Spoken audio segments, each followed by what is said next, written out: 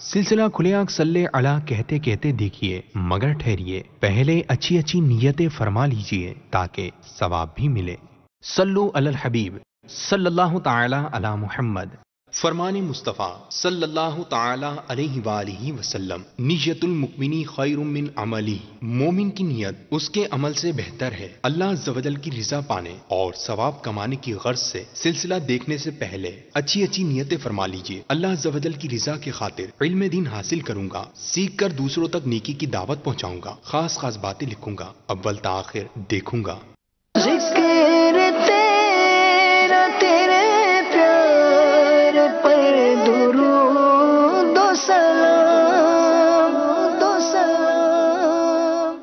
الحمدللہ رب العالمین، الصلاة والسلام علی سید الانبیاء والمرسلین، اما بعد فاعوذ باللہ من الشیطان الرجیم، بسم اللہ الرحمن الرحیم۔ الصلاة والسلام علیک یا رسول اللہ وعلی آلک واصحابک یا حبیب اللہ۔ الصلاة والسلام علیک یا نبی اللہ وعلی آلک واصحابک یا نور اللہ۔ درود پاک پڑھنے کی بڑی برکات ہیں۔ پل صراط پر نور ہوگا اس کے لیے جو نبی کریم صلی اللہ علیہ وسلم پر درود پاک پڑھنے والا ہوگا۔ صلو علی الحبیب صلی اللہ تعالی علی محمد صلی اللہ علیہ وسلم، صلاۃ و سلاما علیک یا سیدی یا رسول اللہ۔ ایک ایسا مقام ہے، ایک ایسی جگہ ہے جس کے بارے میں خالق کائنات جل وعلا نے فرمایا ساعت مشغیرہ، پلٹنے کی بری جگہ ہے، یا بری جگہ ہے پلٹنے کی، ساعت مشغیرہ۔ اللہ اکبر۔ ایسی جگہ ہے کہ جہاں کوئی بھی مسلمان جانے کی تمنا یا تڑپ نہیں رکھتا۔ ایسی جگہ ہے کہ جہاں جو جائے گا وہ ایسی تکلیف میں آئے گا کہ اس تکلیف کو بیان نہیں کیا جا سکتا۔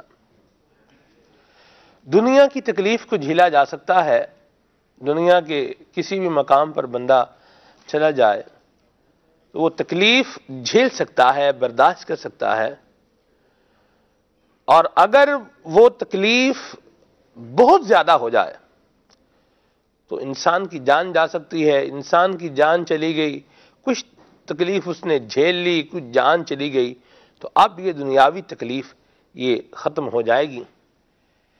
لیکن آج جس موضوع پر ہم بات کرنے جا رہے ہیں، اس موضوع میں اس جگہ میں اگر ہمیشہ کے لیے بندے کو داخل کر دیا گیا، پھینک دیا گیا وہاں پر، تو پھر وہاں سے بندہ بچ نہیں پائے گا، تکلیف جھیل نہیں سکے گا اور مر نہیں سکے گا، کیونکہ موت تو اب آنی نہیں۔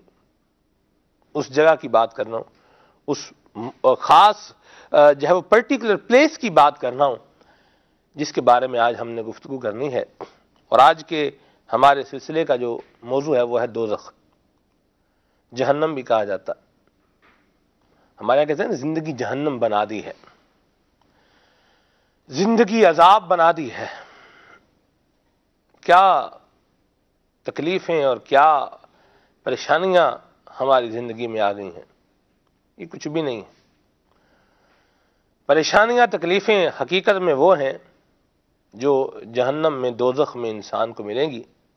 وہ عذاب ہیں کہ جن کی تاب کوئی بندہ نہیں لا سکے گا۔ اللہ تبارک و تعالی ہمارے حال پہ رحمت فرمائے۔ اعلیٰ حضرت فرماتے ہیں، کام زنداں کے کیے اور ہمیں، کام زنداں کے کیے اور ہمیں، شوق گلزار ہے کیا ہونا ہے۔ کام ہم ایسے کر رہے ہیں جو جہنم میں لے جانے والے ہیں، لیکن ہم میں سے کوئی بھی جہنم میں جانا بہرحال نہیں چاہتا، اور یہ چاہنا بھی نہیں چاہیے کہ بھئی میں جہنم میں جاؤں، اللہ بچائے، اس سوچ سے بھی محفوظ فرمائے۔ موضوع کو لے کر آگے چلیں گے۔ جہنم میں کیا عذاب ہیں، کیا اعمال ہیں جو مجھے جہنم کی طرف لے جاتے جائیں گے، اور کیا کیا عذاب ہیں جہنم میں، دوزخ میں، اور اللہ تعالیٰ نے قرآن کریم میں اس کے حوالے سے کیا فرمایا ہے، اس کو انشاءاللہ ہم شامل رکھیں گے گفتگو کے اندر۔ اس دعا کے ساتھ کہ اللہ تبارک و تعالی ہمیں جہنم سے پناہ عطا فرمائے اور اللہ تبارک و تعالی ہماری بخشش فرمائے۔ تلاوت کلام پاک آئیے سماعت فرمائیے۔ صلو علی الحبیب صلی اللہ تعالی علی محمد صلی اللہ علیہ وسلم۔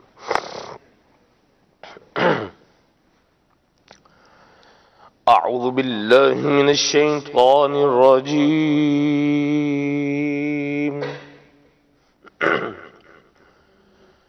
بسم اللہ الرحمن الرحیم، قل هو اللہ احد اللہ الصمد لم يلد ولم يولد ولم يكن له كفوا أحد۔ آمنت بالله صدق الله العظيم۔ اس سورہ مبارکہ میں اللہ تبارک و تعالی نے دلیل الوہیت بیان کی ہے، دلیل الوہیت، اور دو لفظوں میں اگر اس کو لے کر آیا جائے تو وہ ہے اللہ الصمد۔ یہ دلیل الوہیت یہ ہوتا کیا ہے، یہ کیا بیان ہوئی ہے، اس پر پھر کبھی بات کریں گے۔ آئیے یہاں پر ابھی جو ہے وہ ہم آگے بڑھتے ہیں اور کلام جو ہے سلسلے کے اندر شامل کرتے ہیں۔ جی نور عالم بھائی کون سا کلام سنا رہے ہیں؟ کلام اعلی حضرت انشاءاللہ عز وجل۔ ماشاءاللہ، سبحان اللہ، ارشاد۔ اللہم صلی علی سیدنا محمد، اللہم صلی علی سیدنا محمد، اللہم صلی علی سیدنا محمد، اللہم صلی علی سیدنا محمد۔ مجھے در پہ پھر بلانا،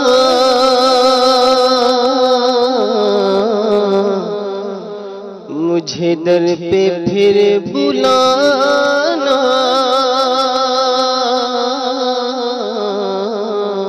مدنی مدینے والے، میں عشق بھی پلانا، میں عشق بھی پلانا، مدنی مدینے والے،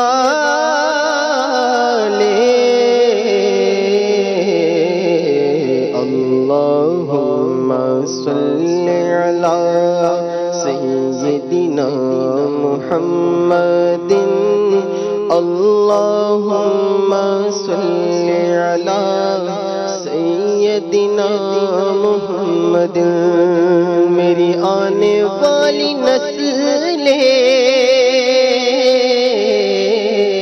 آقا تیرے عشق میں ہی مچلے، انہیں لے کے تم بنانا،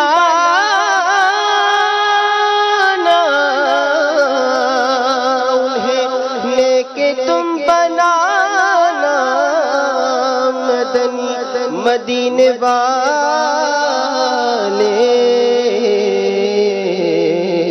اللہم صلی علی سیدنا محمد، اللہم صلی علی سیدنا محمد۔ اعلی حضرت امام اہل سنت امام عشق محبت و رحمۃ اللہ تعالیٰ علیہ کا لکھا ہوا کلام۔ یہ تمام احباب مل کے میرے ساتھ شامل ہو جائیں۔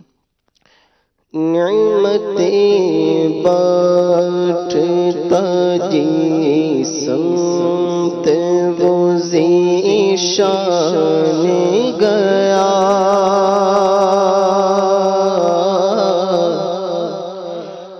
نعمتیں بانٹتا جی سمت ذیشان گیا،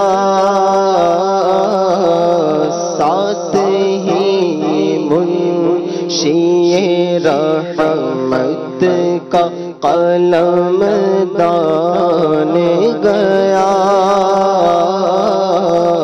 ساتھ ہی منشی رحمت کا قلم دان گیا۔ دل ہے وہ دل تیری یاد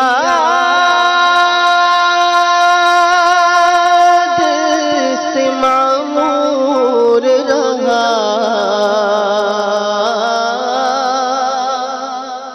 دل ہے وہ دل جو تیری یاد سے معمور رہا،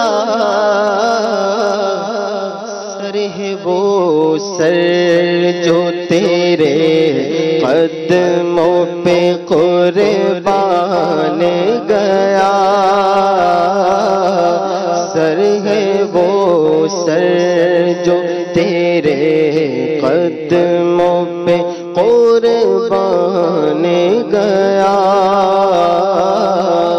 ساتھ ہی منشی رحمت کا قلم دان گیا، اور لے قبر جلد کے غیروں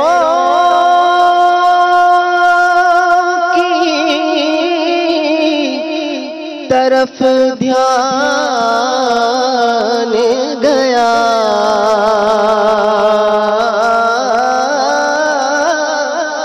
لے قبر جل دیکھ کے غیروں کی طرف دھیان گیا، میرے مولا میرے آقا تیرے قربان گیا، میرے مولا میرے آقا تیرے قربان گیا،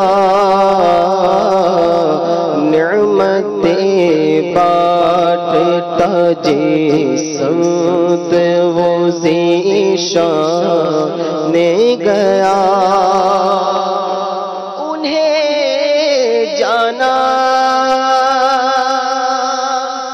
انہیں مانا نہ رکھا غیر کا، انہیں جانا انہیں مانا نہ رکھا غیر کا، للہ الحمد میں دنیا سے مسلمان گیا، للہ الحمد میں دنیا سے مسلمان گیا، ساتھ ہی منشی اور آج لے ان کی پناہ، آج مدد مانگ سے،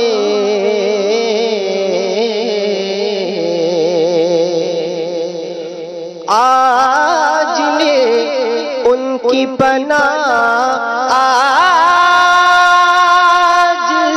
مدد سے، پھر نہ مانیں گے قیامت میں اگر مان گیا، پھر نہ مانیں گے قیامت میں اگر مان گیا، ساتھ ہی منشی رحمت کا قلم دان گیا۔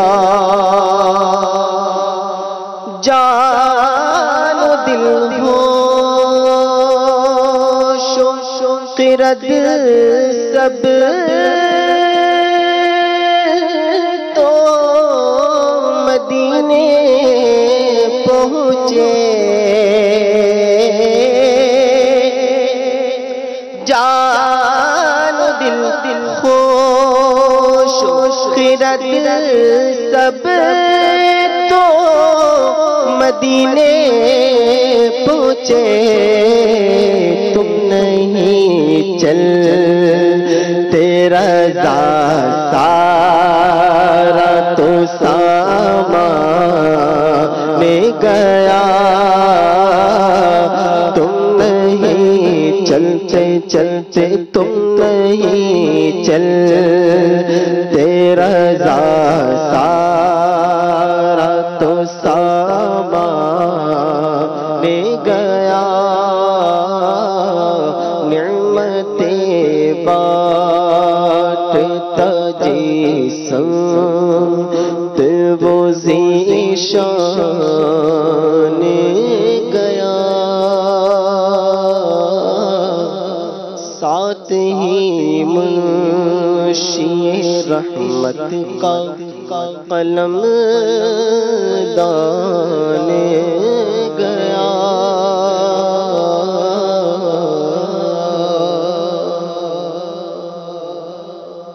سبحان اللہ سبحان اللہ اللہ اکبر. بہت پیارا کلام سنا ہے. اس کلام کا ایک شعر یہ میرے ذہن میں گردش کر رہا ہے.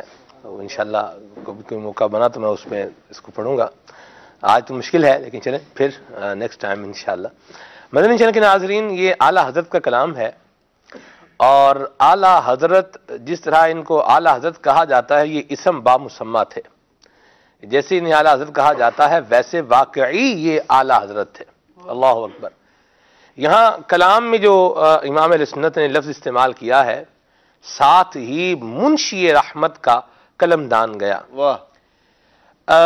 جو ہوتا ہے نا ایک مینڈک کنویں کے اندر وہ سمجھتا ہے کہ یہ کنواں ہی میری جو ہے نا ساری کائنات ساری خلقت کی کنواں ہی ہے, اس کے علاوہ کچھ بھی نہیں ہے. کل کائنات جو ہے نا یہ کنواں ہی ہے. جی ہاں پنجابی میں کہتے ہیں کھو دا ڈڈو ہیں جی. تو بھارت یہ سمجھتا ہے یہی ہے. اور جو کنویں سے باہر ہوتا ہے وہ کبھی چھلانگے لگاتا ہے, کبھی ادھر جاتا ہے, کبھی ادھر جاتا ہے, کبھی ادھر جاتا ہے, کبھی ادھر جاتا ہے. تو امام اہل سنت ہیں یہ علم کے بحر ذخار ہیں. سبحان اللہ. اللہ اللہ تبحر علمی یہ امیر اہل سنت نے اعلیٰ حضرت کے لیے لکھا ہے. اللہ اکبر. اللہ اللہ تبحر علمی. تو یہ تبحر جو لفظ ہے نا یہ آپ دیکھیں گے کیسا خوبصورت لفظ امیر اہل سنت نے اس کا انتخاب فرمایا ہے. بہرحال تو آپ علم کے باہر ذخار ہیں. آپ نے جو یہاں لفظ استعمال فرمایا ہے منشی, اس کا معنی یہ وہ منشی نہیں جو عام ہم دیکھتے ہیں آڑت میں منشی رکھا ہوا ہے, کوئی سبزی منڈی میں منشی ہے, کوئی کسی بھٹے پہ منشی ہے. جی اکاؤنٹنٹ. ہاں اکاؤنٹنٹ. وہ یہ اردو والا منشی نہیں ہے یعنی جی اردو والا منشی نہیں ہے. اچھا جی. یہ انشاء ینشئ انشاء فہو منشی والا منشی ہے. ٹھیک ہے جی. واہ. رحمت کو پیدا کرنے والا. اللہ تبارک و تعالی کی بڑی کرم نوازی ہے کہ اللہ تبارک و تعالی کا یہ نبی کریم صلی اللہ تعالی علیہ وآلہ وسلم پر یہ احسان ہے اور بہت بڑا احسان ہے کہ حضور جو فرماتے ہیں مالک کریم ویسا ہی کر دیتا ہے. تیرے جو لب سے ہے نکلی وہ بات ہو کے رہی, کہا جو دن کو ہے رات تو رات ہو کے رہی. آقا کریم علیہ السلام کی مبارک شان ہے.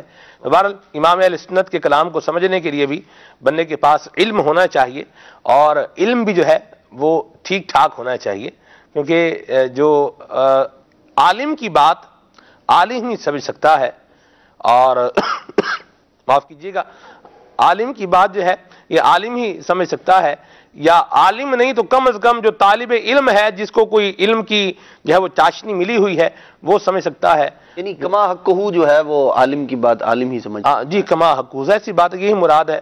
تو باقی تو لفظ سمجھنے مشکل نہیں ہے حافظ صاحب. نعمتیں بانٹتا جس سمت وہ ذیشان گیا, سارا ہی سمجھ میں آ رہا ہے. بڑا آسان سا مضمون ہے. جو اس مضمون کو سمجھا نا جو آپ نے 20 شعر میں بیان کیا, اشتاط ہی منشی رحمت کا قلم دان گیا. جی جو سمجھتے گئے پھر وہ حضور کی بارگاہ میں یوں عرض کرتے گئے لکھ دے میری قسمت میں مدینہ لکھ دے, ہے تیری ملک قلم دان مدینے والے. واہ جی واہ. سبحان اللہ. اللہ نصیب فرمائے. اور ہمیں علم سے بھی روشناس فرمائے، اور اللہ تبارک و تعالی ہم سب کو علم نافع عطا فرمائے، علم غیر نافع غیر صالح سے محفوظ فرمائے۔ دوزخ یہ آج کے ہمارے سلسلے کا موضوع ہے، اس پر جو ہے شروع کرتے ہیں، آصف بھائی سے گفتگو شروع کرتے ہیں۔ آصف بھائی، دوزخ ایک تو جیسے ایک ڈرانے کی جگہ، ڈرانے کے لیے بھی ہے، یہ اس کا ذکر جو ہے کہ لوگ ڈر کی وجہ سے بھی گناہ چھوڑیں، جہنم کے ڈر سے بھی گناہ جو ہے وہ چھوٹتے ہیں، تو یہ کوئی غلط بات نہیں ہے۔ لیکن ہمارے معاشرے میں تو دوزخ کو بھی لوگوں نے لطیفہ ہی بنا دیا، الیاذ باللہ۔ دوزخ کے جو عذاب ہیں ان کا، عذاب کے فرشتوں کا مذاق بنا دیا ہے، اور جہنم کا بھی مذاق بنا دیا ہے، اور پتہ نہیں کیا کیا۔ یہ بھی باتیں شنیدن، یہ سنی ہوئی باتیں میں بتا رہا ہوں بھی، ہم تو جہنم میں ہی جائیں گے، اللہ محفوظ فرمائے اس قول جو ہے وہ شنی قول سے، کہ بدبختی والی بات ہے یہ کہ ہم جہنم میں جائیں گے، وہاں ہمارے جو ایکٹر جن کو مطلب ہم لائک کرتے ہیں وہ بھی وہاں پہ ہوں گی، ایکٹریس بھی جو ہے وہ وہیں پر ہوں گی، تو ہم تو جہنم میں ہی جائیں گے، دوزخ میں جائیں گے۔ لوگوں نے ایک تو یہ ساعت مسیرہ جسے کہا گیا، بری جگہ ہے، اور اللہ تبارک و تعالیٰ کے عذاب کا ایک جو ہے یہ مقام ہے، اس کو اس طریقے سے ہم نے معاشرے کے اندر لے لیا ہے، اس کی وقت ویلیو، یعنی اس کو کچھ سمجھ ہی نہیں رہے۔ کیا فرمائیں گے آپ؟ بسم اللہ الرحمن الرحیم۔ سب سے پہلے تو اہمیت کی بات ہے کہ کسی چیز کی اہمیت دل میں جب بیٹھ جاتی ہے کہ جو بات بیان کی جا رہی ہے وہ واقعی بڑی اہم ہے، اور جسے ساعت مسیرہ کہا گیا ہے، تو ساعت مسیرہ کسی انسان نے نہیں کہا، کسی عام شخص نے ساعت مسیرہ نہیں کہا، بلکہ خود خالق کائنات نے، جس نے دوزخ کو پیدا کیا ہے، اسی نے اسے ساعت مسیرہ قرار دیا ہے۔ اللہ رب العالمین جل مجدہ نے صرف ایک جگہ نہیں بلکہ قرآن مجید میں 20 بلکہ سینکڑوں مقامات پر یہ آیات موجود ہیں جس میں دوزخ سے ڈرایا گیا ہے۔ جس طرح اللہ رب العالمین کی رحمتوں اور نعمتوں، عنایات کی کوئی انتہا نہیں ہے، اس کی جزا اور جو اس نے اجر و ثواب رکھا ہے اس کی کوئی انتہا نہیں ہے، تو اگر علماء فرماتے ہیں کہ جنت بھی اللہ تعالیٰ کی جو رحمتیں ہیں ان میں سے اللہ تعالیٰ کی رحمتوں کا ایک چھوٹا مظہر ہے، اور حتیٰ کہ فرمائے کہ جو بڑے سے بڑی نعمت انسان تصور کر سکتا ہے، اللہ تعالیٰ کی طرف سے کوئی عنایت تصور کر سکتا ہے، تو وہ سارا کا سارا گویا کہ صدر الشریعہ فرماتے ہیں ایک شمع ہے، قلیل حصہ ہے، چھوٹی سی ایک چیز ہے۔ تو جس طرح اللہ تعالیٰ کی رحمتیں اور اس کی عنایات اور اجر و ثواب کو انسان تصور نہیں کر سکتا، سوچ نہیں سکتا، اسی طرح سے دوزخ کی جو سزا ہے اور جو اللہ تعالیٰ کے عذابات ہیں ان کو بھی جتنا بھی انسان سوچ سکتا ہے وہ اس سے کہیں بڑھ کر ہے، لامحدود ہے، اس کی کوئی انتہا نہیں ہے، انسانی عقل اس کا ادراک نہیں کر سکتی، اور جتنا ادراک وہ کر لیتا ہے وہ معمولی سا ایک حصہ ہے۔ تو جب اللہ تبارک و تعالیٰ نے فرما دیا کہ اس سے بچو، یا ایھا الذین آمنوا قوا انفسکم واہلیکم نارا، تو فرمایا کہ ایمان والو دوزخ سے بچو، اس کا ایندھن آدمی اور پتھر ہیں۔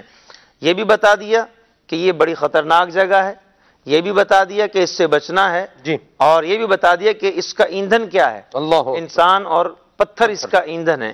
تو جو رب کائنات نے، خالق کائنات نے اس کی مذمت کی ہے اور جو ہے وہ اس سے بچنے کا حکم دیا ہے، اور فرمایا کہ یہ بری جگہ ہے اور اس سے تمہیں بچنا ہے، جب رب کریم نے اس سے بچنے کا حکم دیا ہے۔ آپ غور کریں سلمان بھائی، آج اگر کوئی غیر مسلم ڈاکٹر بھی کسی کو کہہ دے نا کہ تم دل کے مریض ہو، تم نے چکنائی نہیں کھانی، تو انسان اس کی بات کا اعتبار کرتے ہوئے، ایک مسلمان اس کی بات کا اعتبار کرتے ہوئے چکنائی چھوڑ دیتا ہے۔ اللہ اکبر۔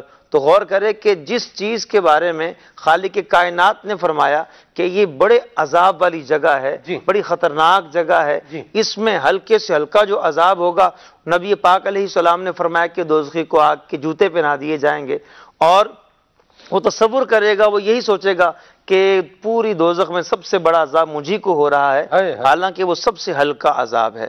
تو سب سے پہلے تو انسان یوں غور کرے کہ دوزخ کوئی ہلکی شے نہیں ہے، ہم نے اس کو ہلکا نہیں لینا۔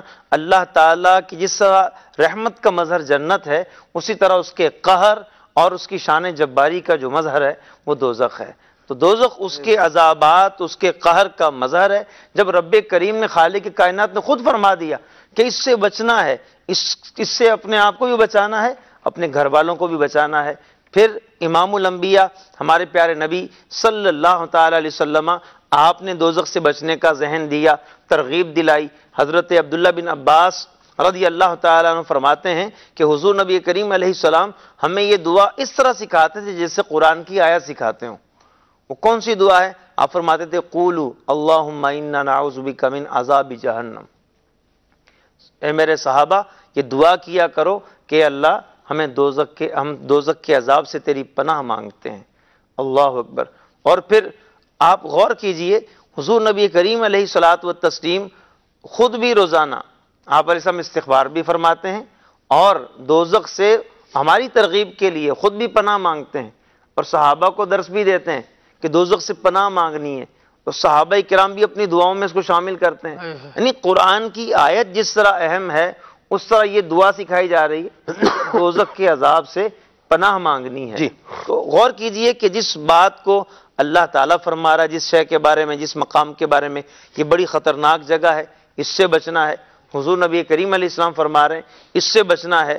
اور ہمارے صحابہ کرام کو دیکھیں، اولیاء اعظام کو دیکھیں، صوفیاء کو دیکھیں، پوری رات اگر وہ ان کے سامنے دوزخ کے متعلق ایک آیت آ جاتی ہے تو پوری رات اس آیت کا تکرار کرتے ہوئے امام اعظم ابو حنیفہ رحمۃ اللہ تعالی علیہ اور دیگر بزرگان دین کے بارے میں ہم پڑھتے ہیں کتابوں میں، ایک آیت جس میں دوزخ کے عذاب کا ذکر ہو، پوری رات اس کا تکرار کرتے ہوئے اور دوزخ سے پناہ مانگتے ہوئے گزار دیا کرتے تھے، شب بیداریاں کرتے تھے، اور پھر خود بھی بچ رہے ہیں، اپنی اولاد کی بھی تربیت کر رہے ہیں، ان کے گھروں کے بچے بھی کیسے جو ہے تربیت حاصل کرتے تھے۔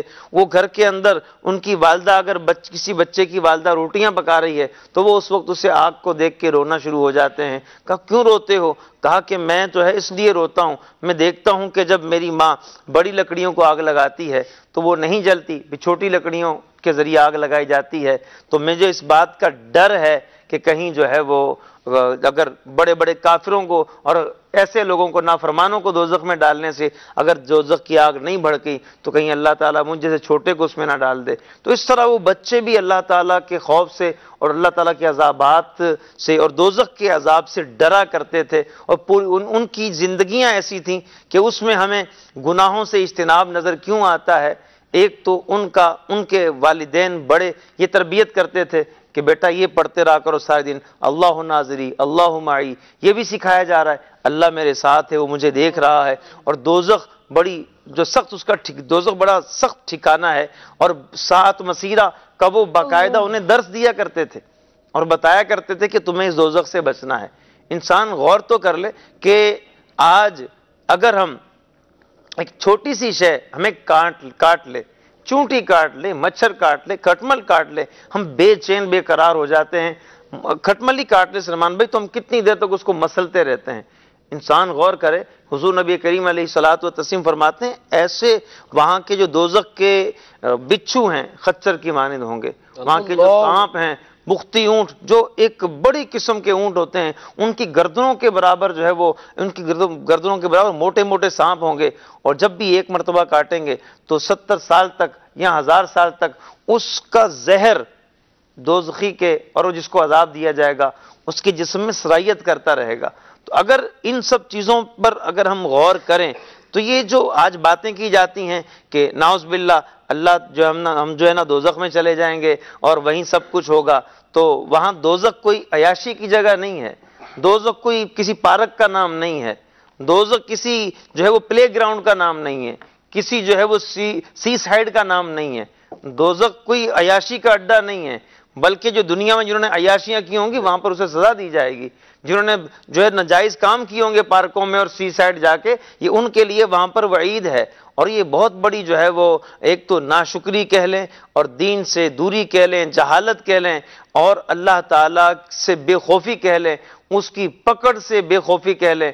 تو یہ ایسی باتیں وہ لوگ کرتے ہیں کہ یوں سمجھ لیجئے، حسن التنبہ کے اندر امام نجم الدین الغزی رحمۃ اللہ تعالی علیہ فرماتے ہیں کہ ایسی باتیں اور ایسے افعال وہ لوگ کرتے ہیں کہ جنہیں اللہ تعالیٰ نے اپنی نظر رحمت سے گرا دیا ہے، اللہ تعالیٰ نے انہیں دور کر دیا ہے۔ اور یہ ایسی بات ہے کہ اگر انسان غور کرے نا کہ اللہ تعالیٰ نے اس کو اپنی نظر رحمت سے دور کر دیا ہے، اپنی بارگاہ سے دھتکار دیا ہے، تو اب انسان غور کرے شیطان کا حال کیا ہے۔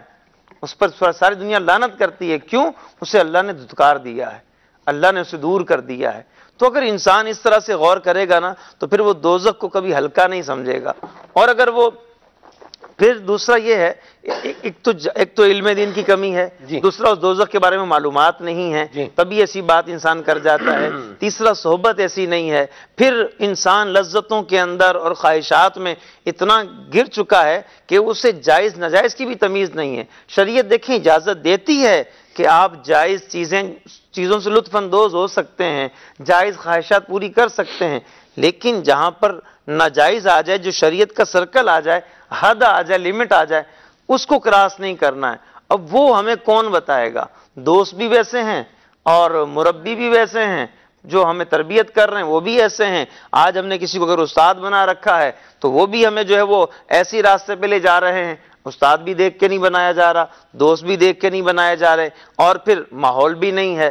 اگر ماحول ہوگا، آج اگر کوئی سستی ہو بھی جاتی ہے، اگر اچھا ماحول ہوگا، انسان کبھی جو ہے کوئی کتاب مطالعہ کرنے کا ذہن ہوگا، کبھی کتاب میں اللہ کا عذاب پڑے گا تو ڈر پیدا ہوگا۔ کوئی مدنی چینل کا سلسلہ دیکھ رہا ہے، اس میں کوئی آج جیسے دوزخ کا ہمارا سلسلہ ہے، اسے کوئی دیکھ رہا ہوگا تو اللہ کی رحمت سے امید ہے کہ اس کے دل میں بھی خوف پیدا ہو جائے اور مزید بڑھ جائے۔ یا اسی طرح سے ہمارا کوئی دوست ایسا ہے، دیکھیں جب دوست اچھے ہوتے ہیں نا وہ انسان کو بچاتے ہیں۔ کیمیائے سعادت میں بڑی پیاری بات، ایک حکایت لکھی امام غزالی رحمۃ اللہ تعالی علیہ نے کہ دو دوست تنہائی میں عبادت کیا کرتے تھے، ان میں سے ایک شہر گیا اور وہاں جا کر کسی عورت کے عشق میں مبتلا ہو گیا اور دنیا کی رنگینیوں میں پڑ گیا۔ اس کے دوست کو جس کے سامنے وہ کہہ کر گیا تھا کہ میں کھانا لینے یا کچھ لینے جا رہا ہوں بازار، تو وہ کافی عرصہ گزرا، وہ واپس اسے دیکھنے آیا تو راستے میں کہیں ملاقات ہو گئی۔ وہ جو دوست تھا نا جا کے دنیا میں لگ گیا، دنیا کے معاملات میں اور غلط کاموں میں پڑ گیا، اس سے جب ملاقات ہوئی، حال احوال پوچھنا شروع کیا تو آگے سے یہ کہا کہ میں تو آپ کو نہیں جانتا۔ تو اچھا دوست، نیک دوست، اس نے کہا دیکھو آج سے پہلے اتنی تجھ سے محبت نہیں تھی، آج اور زیادہ ہو گئی ہے، کیونکہ تجھے آج میری زیادہ ضرورت ہے، تجھے آج میری زیادہ ضرورت ہے۔ تو اچھے دوست نے، نیک دوست نے اس کو یہ ذہن دیا کہ تمہیں اب گھبرانا نہیں ہے، واپس آ جاؤ، اللہ کی بارگاہ میں توبہ کر لو، یہ غلط راستے پہ چل پڑے ہو۔ تو اگر اچھا دوست ہوگا تو برائی کی طرف جائے گا، تو انشاءاللہ اچھے دوست ہوں گے وہ اسے یاد دلا دیں گے، اور اچھے دوست ہونے چاہیے، وہ آدمی بھول جائے تو وہ یاد دلا دے، اچھی کتابوں کا مطالعہ ہو وہ اسے یاد دلا دیں، اچھے دوست ہوں، اچھا ماحول ہو۔ اس طرح ہم جو ہے اگر اس پیٹرن پہ چلتے رہیں گے اور ایک راستہ پکڑ لیں گے اور علم دین سیکھیں گے، ایسی دوستیاں ہوں گی، تو پھر جب اللہ تعالیٰ کی رحمت میں نظر ہوگی، ساتھ ہی ساتھ اللہ تعالیٰ کے عذابات کا ڈر بھی دل میں بیٹھ جائے گا، اور یوں پھر بندہ اس طرح کے جو بےہودہ کام ہیں ان سے بھی بچے گا۔ یہ یاد رکھیں مدنی چینل کے ناظرین، یہ جس ٹاپک کو میں نے سوال کر کے جس کو شروع کیا ہے، یہ کوئی ہلکا ٹاپک نہیں ہے۔ اب دیکھیں ایک بات یاد رکھنے کی ہے، اور وہ یہ ہے کہ جس شخص کا خاتمہ، جس کا ایمان سلامت رہا، اس کے لیے خلود فی النار نہیں ہے، یعنی وہ ہمیشہ ہمیشہ جہنم میں نہیں رہے گا۔ کون؟ جس کا ایمان سلامت رہے گا، اور جس کا ایمان ہی برباد ہو گیا اور جو اسلام کی حد سے باہر چلا گیا، اب ایسا بندہ جو ہے یہ ہمیشہ ہمیشہ جہنم میں رہے گا۔ اللہ کے عذاب کو ہلکا جاننا، اللہ کے عذاب کو ہلکا جاننا، یا جہنم کی جو عذابوں کی جو کیفیات ہیں ان کا مذاق اڑانا یہ بندے کے ایمان کو کاٹ کر بندے کو اسلام کی حد سے باہر پھینک سکتا ہے. ایک مذاق ہو رہا ہے، اتنا مہنگا مذاق، العیاذ باللہ. ایک مذاق وہ ہے جس میں جان جاتی ہے، یہ بھی بڑا نقصان ہے. آپ دو بندے آپس میں مذاق کر رہے ہیں اور مذاق میں ایک کی جان چلی گئی، ٹھیک ہے. لیکن مذاق میں ایمان اگر گوا دیا، ایمان ہی برباد کر دیا اپنا، تو یہ شاید جو ہے نا وہ مر جانے سے بھی زیادہ اس کو جو ہے نا وہ کہا جائے گا کہ یہ نقصان میں یہ زیادہ ہے کہ بندے کا ایمان برباد ہو جائے مذاق کے اندر. تو کرنے والا کام کریں، ورنہ پھر نہ کرنے والے کاموں میں پڑ جائیں گے. معاف کیجئے گا، ایک تو مذاق میں یہ معاملہ نہ کیا جائے، اور اگر کوئی کر رہا ہے تو اس کو دیکھ کر کہہ کے بھی کھیکی بھی جو ہے نا وہ نہیں کرنا چاہیے.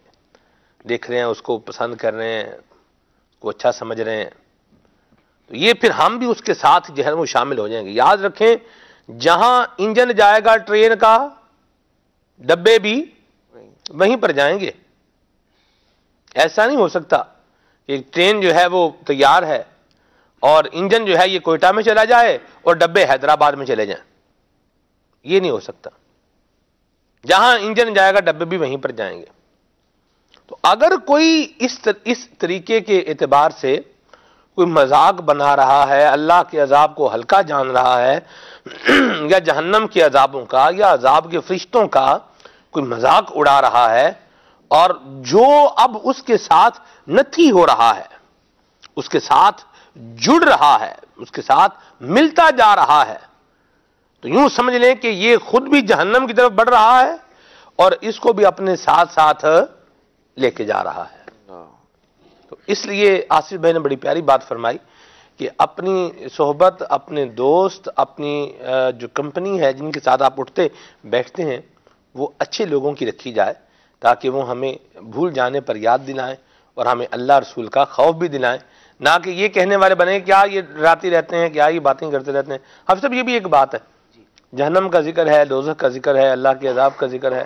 یار یہ کیا آپ لوگ ڈراتے رہتے ہیں اسلامی بھائی، بس آپ لوگ ڈراتے ہی رہتے ہیں یار، کوئی اور بات بھی کر لیا کریں. یہ بھی ایک رویہ معاشرے کے اندر عروج پا رہا ہے. اس پر کیا کہیں گے آپ؟ اگر کوئی مسجد کا خطیب ہے، کوئی وہ اللہ کے خوف سے ڈرا رہا ہے، تو اس کے بارے میں بھی ساڈا مولوی تو ڈراندہ ہی رہندا ہے، یعنی ہمارے امام صاحب تو ڈراتے ہی رہتے ہیں، یہ تو ان کے پاس تو کوئی اور بات ہی نہیں ہے. حالانکہ وہ جہنم کے ساتھ ساتھ جنت کا بیان بھی کرتا ہے اور بھی 100 موضوعات بیان کرتا ہے. اس پر کبھی نہیں بولیں گے کہ آج امام صاحب نے اس موضوع پر بڑی اچھی گفتگو فرمائی ہے. یہ نہیں. جس دن وہ جہنم کے عذاب سے ڈرانے والی بات کرے گا، شراب نوشی کے عذابوں پر بات کرے گا، جوئے کے عذاب پر بات کرے گا، سود کے عذاب پر بات کرے گا، اور جہنم کا خوف دلائے گا، نماز نہ پڑھنے پر جان بوجھ کر نماز قضا کر دی، چھوڑ دی نماز، اس کے اوپر جو عذاب ہے اس کی بات کرے گا، تو پھر بولیں گے یہ تو ڈراتے ہی رہتے ہیں، ان کے پاس دوسری بات ہی کوئی نہیں. یہ کیا ایٹیٹیوڈ معاشرے میں پروان چڑھ رہا ہے؟ وہ لوگ یہ کیوں نہیں سوچتے کہ وہ اتنے جری ہو چکے ہیں، امام صاحب بار بار ڈرا رہے ہیں پھر بھی ڈرنے کے لیے تیار نہیں ہے. ایسے جو ہے وہ ہٹ درم ہو چکے ہیں، گناہوں پر ایسے مصر ہو چکے ہیں. ظاہر سی بات ہے، دیکھیں اگر کوئی شخص کسی کو ڈرا رہا ہے، ڈرنے والا کامیاب رہتا ہے. جری تو جو شخص ہے جو نہیں ڈرتا، جو بے خوف ہو جاتا ہے، شتر بے مہار بن گیا ہے، کسی شے کا ڈر اور خوف نہ رہا، اس نے تو مرنے کے لیے اپنے آپ کو پیش کر دیا. پھر ایسے لوگ یہ جو مذاق اڑا رہے ہوتے ہیں، معاذ اللہ، جہنم کا مذاق، سلمان بھائی دوزخ ہے ہی اسی لیے کہ اس سے ڈرا جائے. جی وہ کوئی ایسی چیز تھوڑی کہ جس کو پسند کیا جائے. نبی پاک صلی اللہ تعالیٰ علیہ وآلہ وسلم نے ارشاد فرمایا کہ جو بندہ اللہ تبارک تعالیٰ سے 3 بار سوال کرتا ہے کہ اے اللہ مجھے جنت عطا فرما، اے اللہ مجھے جنت عطا فرما، نبی پاک علیہ السلام نے فرمایا جنت اللہ کریم کی بارگاہ میں دعا کرتی ہے مولا اسے جنت عطا فرما دے. اور ارشاد فرمایا کہ جو 3 مرتبہ دوزخ سے پناہ مانگتا ہے، اے اللہ مجھے دوزخ سے بچا، اے اللہ مجھے دوزخ سے بچا، دوزخ اللہ تبارک تعالیٰ کی بارگاہ میں دعا کرتی ہے مولا اسے دوزخ سے نجات عطا فرما دے. تو یہ نبی پاک صلی اللہ تعالیٰ علیہ وآلہ وسلم کی تعلیمات ہیں. یہ ڈرنے کے لیے ہی ہے. دوزخ جو سرکش لوگ ہیں، اللہ تبارک تعالیٰ کے نافرمان ہیں، یہ انہی کے لیے یہ ٹھکانہ بنایا گیا ہے، انہی کے لیے ہے، ہمیں اس سے ڈرنا چاہیے۔ اور اگر ہم دیکھتے ہیں نبی پاک صلی اللہ تعالیٰ علیہ وآلہ وسلم کے صحابہ کرام علیہ مردوان، سلف صالحین، نیک بندے دوزخ کا ذکر سن کر بے ہوش ہو جایا کرتے تھے۔ ایسے لوگ امام ابن حجر جب حنبلی رحمۃ اللہ تعالی نے تخفیف من النار میں پورے ابواب ذکر کیے ہیں، زمین کی دنیا کی آگ دیکھ کر، لوہار کو بھٹی دہکاتے ہوئے دیکھ کر اس سے جو آگ کے شعلے نکل رہے ہیں، ایسے ہمارے اسلاف رحمہ اللہ الکریم کھڑے دیکھ رہے ہیں اور آنسو بہا رہے ہیں، آنسو بہ رہے ہیں۔ کوئی دیکھ کر گر گیا، غش کھا گیا، جہنم کی جو آگ تھی وہ یاد آ گئی کہ یہ دنیا کی آگ ہے جسے ہم برداشت نہیں کر سکتے، جہنم کا عذاب، جہنم کی آگ کیسے سخت ہوگی۔ تو اللہ والوں کی زندگی اور ہمارے اسلاف رحمہ اللہ الکریم کی زندگی تو ایسے بے شمار واقعات سے بھرپور ہے کہ وہ دوزخ سے پناہ مانگنے والے تھے، اور مذاق کا تو تصور بھی نہیں کیا جا سکتا کہ ایک تو وہ پہلے ہی ایسی جگہ ہے کہ جہاں سرکشوں کو ڈالا جائے گا، جہاں اللہ تبارک تعالیٰ کے نافرمانوں کو ڈالا جائے گا، جو اللہ تبارک تعالیٰ کا انکار کرنے والے ہیں انہیں جو ہے وہاں عذاب دیا جائے گا، پھر اس کا مذاق اڑانا۔ اللہ تبارک تعالیٰ سے ہمیں پناہ مانگنی چاہیے کہ اللہ تبارک و تعالیٰ ہمیں جہنم کی جو دھواں ہے اس سے بھی اللہ تبارک تعالیٰ محفوظ اور مامون فرمائے۔ اللہ بچائے، اللہ بچائے اور ہمارے حال پہ رحمت فرمائے۔ آمین۔ امیر سنت صحیح فرماتے ہیں، کرنے والے کام کرو ورنہ پھر نہ کرنے والے کاموں میں لگ جاؤ گے۔ یہ بھی نہ کرنے والا کام ہی ہے۔ اور حافظ صاحب نے بڑی پیاری بات کہی کہ ڈرایا جا رہا ہے لیکن ہم بھی تو ڈر تو نہیں رہے نا، یہ بھی تو ایک بات ہے۔ ظاہر سی بات ہے، میں ایک کام کرنا چاہ رہا ہوں، جب تک وہ کام ہوگا نہیں تب تک میں بھی آرام سے نہیں بیٹھوں گا نا، کام اپنا جو ہے یہ پورا کرنا ہے، ایسے سلسلہ کرنا ہے، سلسلے کے لیے آنا ہے، مدنی چینل کا ایک سلسلہ ہے، تو سلسلہ جب تک مکمل نہیں ہو جاتا تب تک تو جو ہے چیز اس کو لے کر چلنا ہی ہے نا، جو بھی ہے، پریشر ہے تو پریشر بھی لے کر چلنا ہے، کچھ اور ہے ٹینشن ہے تو اس کو بھی ساتھ میں لے کر چلنا ہے، یا کچھ بھی نہیں ہے، ایچ اینڈ ایوری تھنگ مطلب نارمل چل رہی ہے، تو آپ کو ٹائم جب تک مکمل نہیں ہوتا تو آپ کو یہ پورا کرنا ہے۔ ایسا نہیں ہے کہ سلسلہ ابھی مطلب 1 گھنٹہ باقی اور میں اٹھ کے چلا جاؤں، بھائی ٹھیک ہے یار میں جا رہا ہوں تو بس اب ٹھیک ہے بند کر دیں اس کو، نہیں، یوں نہیں۔ جو کام آپ نے کرنا ہے جب تک وہ پورا نہیں ہوگا، آپ کی ایفرٹ، آپ کی سٹرگل، آپ کی کوشش جو ہے نا وہ اپنا کام کرتی رہے گی۔ اور اگر آپ کی ایفرٹ، آپ کی کوشش، آپ کی سٹرگل، جد و جہد رک جائے گی تو اٹس مینز کہ وہ کام بھی وہیں پر رک جائے گا، پایہ تکمیل تک نہیں پہنچے گا۔ یہ ایک مبلغ کی ذمہ داری ہوتی ہے کہ وہ مخلوق کو اللہ کا خوف بھی دلائے اور اس کے ساتھ ساتھ اس کی رحمت کی امید بھی بندھائے، اور مبلغ اپنے حساب سے طریقے کے ساتھ یہ دونوں چیزیں لے کر چل رہا ہوتا ہے۔ تو یہ اس طرف آنے کی بجائے کہ یہ ڈراتا ہی رہتا ہے، باتیں سناتا رہتا ہے، یوں ہی کرتا رہتا ہے، یہ کرنے کی بجائے مہربانی کر کے اللہ کا خوف دل میں بسائیں اور کرنے والا کام کرے۔ یہ باتیں کرنے والی نہیں ہیں، ٹھیک ہے۔ مبلغ کو بھی حکمت سے کام لینا چاہیے، اور اللہ کی رحمت سے مایوس کرنے والا بندہ میں نے تو آج تک تو نہیں دیکھا کہ جو ایسا بیان کرے کہ اللہ کی رحمت سے ہی مایوس کر دے، ایسا تو ہے ہی نہیں۔ اعلی حضرت فرماتے ہیں اللہ اکبر، مولا تیرے عفو و کرم ہو میرے گواہ صفائی کے، ورنہ رضا سے چور پہ تیری ڈگری تو اقبالی ہے۔ پھر سلمان بھی ایک اور بات ہے، دیکھیں طبیب جو ہوتا ہے نا، جی، جو ڈاکٹر ہے وہ مریض کی کیفیت کو، اس کی مرض کو، اس کے مرض کو اور اس کی دوا کو بہتر طریقے پر جانتا ہے۔ مبلغ، عالم دین، یہ ہمارے خیرخواہ ہوتے ہیں۔ جی، یہ ہمیں اگر ہم کوئی غلطی کر رہے ہیں، کوئی شخص دوزخ کے رستے پر چل رہا ہے تو ان کا مقصد یہ ہوتا ہے کہ یہ میرا مسلمان بھائی بچ جائے اس سے۔ اگر کوئی شخص بیمار ہے اور ڈاکٹر ہر بار اسے کڑوی دوائی دیتا ہے، اب مریض یہ شکوہ کرے کہ یار ڈاکٹر صاحب مجھے میٹھی دوائی تو دیتے ہی نہیں ہے، ہر مرتبہ کڑوی، ہر مرتبہ کڑوی، تو ڈاکٹر پہلی بات تو یہ کہ اس طرح کی بات کو یہ عقل مند کرے گا نہیں، اور اگر کرے گا تو لوگ اسے یہ کہیں گے بھائی تمہارے مرض کی دوا ڈاکٹر صاحب زیادہ جانتے ہیں، آپ خود تو مریض ہیں، آپ کو تو پتہ ہی نہیں کہ اس کا علاج کیا ہے۔ ہو سکتا ہے وہ دوائی میٹھی دے رہا ہو، آپ کو کا ذائقہ خراب ہے، کڑوی لگ رہی ہو، یہ بھی ہو سکتا، بالکل بالکل ایسا بھی ہو سکتا ہے۔ میں نے تو یہ جھیلا ہوا نا، ہاں جی، میٹھی چیز بھی کڑوی لگتی ہے بیماری میں۔ جی، کھیر کڑوی لگے آپ کو، اللہ اکبر، اللہ اکبر، یہ اللہ بچائے ایسے بخار سے۔ بہرحال آگے چلیں۔ تو عرض کرنے کا مقصد یہ ہے کہ ہم بعض اوقات جس چیز کو درست سمجھ رہے ہوتے ہیں وہ درست ہوتی نہیں ہے، تو اس لیے ہمیں اس بات پر جو ہے وہ غم و غصے کا اظہار نہیں کرنا چاہیے کہ ڈراتے رہتے ہیں کس شخص کو کس چیز سے افاقہ ہوگا، کون سی دوائی سے فائدہ کرے گی۔ یہ طبیب کا کام ہے۔ جب آپ نے عالم دین کو، مبلغ کو اپنا خیر خواہ سمجھ لیا تو اب جو دوائی وہ دے رہا ہے وہ بشارت کی صورت میں ہے کہ آپ یہ کام کریں گے۔ اور نبی پاک علیہ السلام کو مبارک انداز ہے، ہم دیکھتے ہیں الترغیب و ترہیب کے نام سے کتابیں کیوں لکھی گئیں کہ آپ یہ کام کریں گے اس پر اتنی نیکیاں ملیں گی، نہیں کریں گے اس پر یہ عذاب ہوگا، اس پر اللہ تبارک تعالیٰ کی جانب سے یہ پکڑ ہوگی۔ اسلام کے اندر دونوں چیزیں الحمدللہ، جہاں قرآن مجید میں عذاب سے ڈرایا گیا ہے، جہنم سے ڈرایا گیا ہے، وہیں ساتھ ساتھ جنت کی رغبت بھی دلائی گئی ہے۔ یہی ایمان ہے، یہی اسلام ہے۔ نبی پاک علیہ السلام کی تعلیمات ایسی ہی ہیں، تو ہمیں جہنم کا ڈر رکھنا ہے اور جنت کے لیے ہمیں اپنی طلب کو مزید بڑھانا ہے، اللہ کی رضا تاکہ ہمیں حاصل ہو۔ سلمان بھائی، ڈرانے کا جو عمل ہے وہ اپنے پاس سے تو نہیں کہتا نا کہ میں کہتا ہوں یہ ہوگا، میں کہتا ہوں، وہ کیا کہتا ہے؟ اللہ تعالیٰ فرماتا ہے، رسول کریم علیہ السلام فرماتے ہیں، صحابہ کا یہ انداز ہے۔ تو وہ جو بھی بات کرتا ہے وہ قرآن کریم سے، احادیث کریمہ سے کرتا ہے۔ تو ڈرانے کا عمل اصل تو ڈرایا اللہ تعالیٰ نے ہے، اصل تو ڈرایا نبی کریم علیہ السلام نے ہے۔ یہ کتاب جس شخص نے جو نا وہ ذریعہ بنا ہے اور اس نے اس پیغام کو آگے پہنچایا ہے۔ مدینہ بڑی پیاری بات کی آصف بھائی نے بھی۔